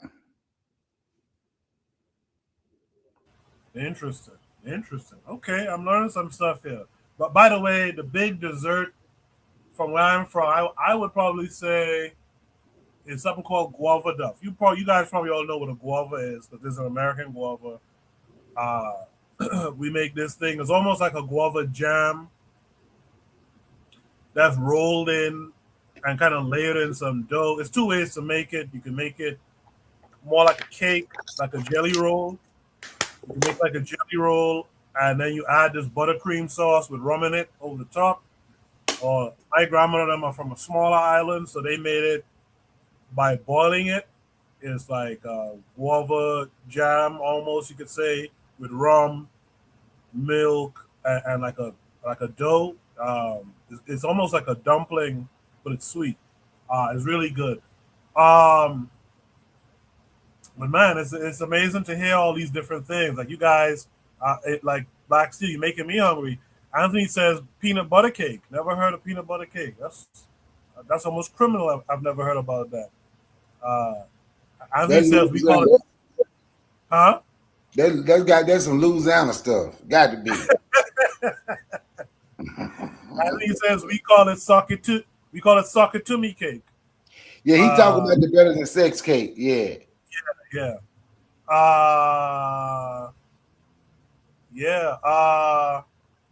Wine cake. I've never known about wine cake. That's interesting. Culture and Education mentioned something earlier that I'm familiar with.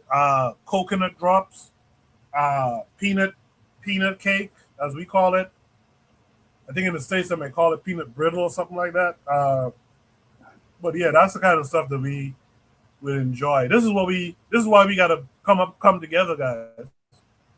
We gotta bring all these different types of desserts and foods and herbal remedies and drumming and all this type of stuff together, man. This is why we gotta really come together. And we can do that just amongst us here. We could travel, we could come together, we could meet somewhere and bring a little taste to home if possible. So let's talk about that more over the coming weeks, man. Before everyone leaves the panel and the chat, y'all do me a favor in the chat as well. Drop your shout out for the week. What are your shout outs for this week? I'm not going to go down the line. I'm going to start with Black Steel. Black Steel, what's your shout out this week? Shout out to Juneteenth. I don't care what Diallo say. Shout out to Juneteenth, man. Our ancestors experienced hell on earth and they survived it. So much respect to the ancestors who went through hell and made it through. So shout out to them and everybody who's celebrating. Appreciate that. Black Steel, you've been seeing the when I do when I cut up the shorts after these videos, the algorithm, because AI does a lot of that cutting up, the algorithm pulls up a lot of your stuff. I try to tag you in all of it. Do you I do see that. All right. Good. With that said, Brother Bakari, what would you like to shout out this week? Black Steel stole my thunder, but I'm gonna shout out Juneteenth. Everybody who celebrated Juneteenth, and I'm just going for sure. I'm gonna shout out your panel. Everybody that's on the panel and the chat. And you know what? I'm going for shout out Black people as a whole, man. Black people as a whole. Most definitely the Pan-Africans who are trying to make things better. That's my shout out this week. Appreciate you as always, Brother Bakari. Joseph, what would you like to shout out this week? Well, Juneteenth, and in the vibration of topic number 5, may we see some shots of Juneteenth celebrations where soccer supporters join in. So African soccer supporters join in to the Juneteenth celebration. I'm looking forward to shorts or even long videos of that. Yeah, shout out to Juneteenth. Absolutely, that's a good idea. My shout out this week. Well, you know what? Hold on. Let me just read the shout outs in the chat. A lot of Soda says shout out Congo with their outfits. They come in too clean, man. Again, this ain't Shoot the Breeze After Dark, but did y'all see the Haitian lady at the World Cup? The Congolese lady. There were some twins. Where were they from again? Was it Congo? I can't remember where the twins were from, but shout them out. Dorico says Juneteenth is his shout out. Jacadero says shout out to Iran, about to get paid $300 billion. Whoa. Oh, and shout out to the African Caribbean World Cup teams. Absolutely appreciate that, Jacadero. Culture Education says shout out to Ghana for their win. Provide Trigger says let's all meet in Brooklyn. Provide Triggers, are you in Brooklyn? It sounds like you're in Brooklyn. You should link up. Same thing with Kofi as well. Anthony says big up to Ghana. Trigapi says shout out to all the Black teams in the World Cup who put in an effort to showcase our talent on the global stage. Ghana had that win even when I was criticizing. LOL. He says we go against England next. Provide Trigger says, invite Diallo to the panel next time. You know what? I'll do that. I'll do that. Who else gave a shout out? Montesaurus says, shout out to the Zulus going against their own for the xenophobia. So shout out to them as well. My shout out, I have 3. My shout out, first of all, is Juneteenth. I know we can be a little over the top with some celebrating stuff, but there's times where we do need to remember and to educate. I would just say we can direct Juneteenth to be a little bit more informational, if you will.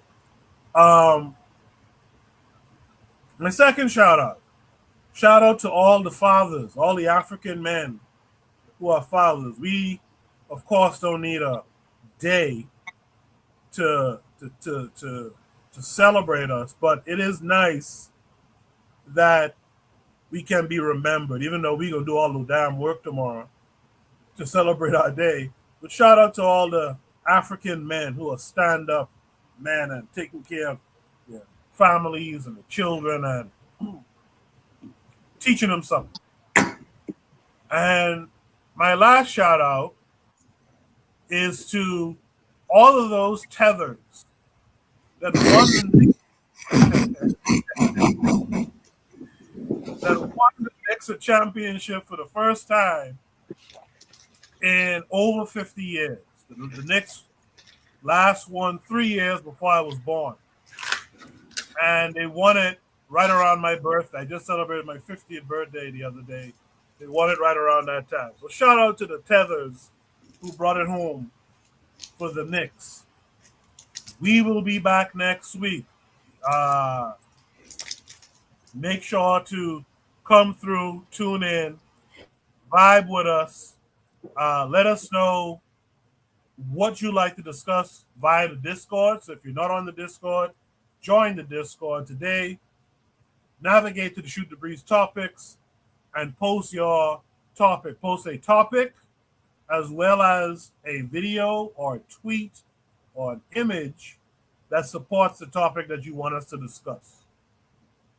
Next week, I imagine it'll be Jacadero hosting. If not, it'll be me, of course. You guys be good in the meantime. Let's keep this idea of Juneteenth for next year's celebration. Let's keep this. Let's try to build on this idea. In the meantime, you guys be good. Peace.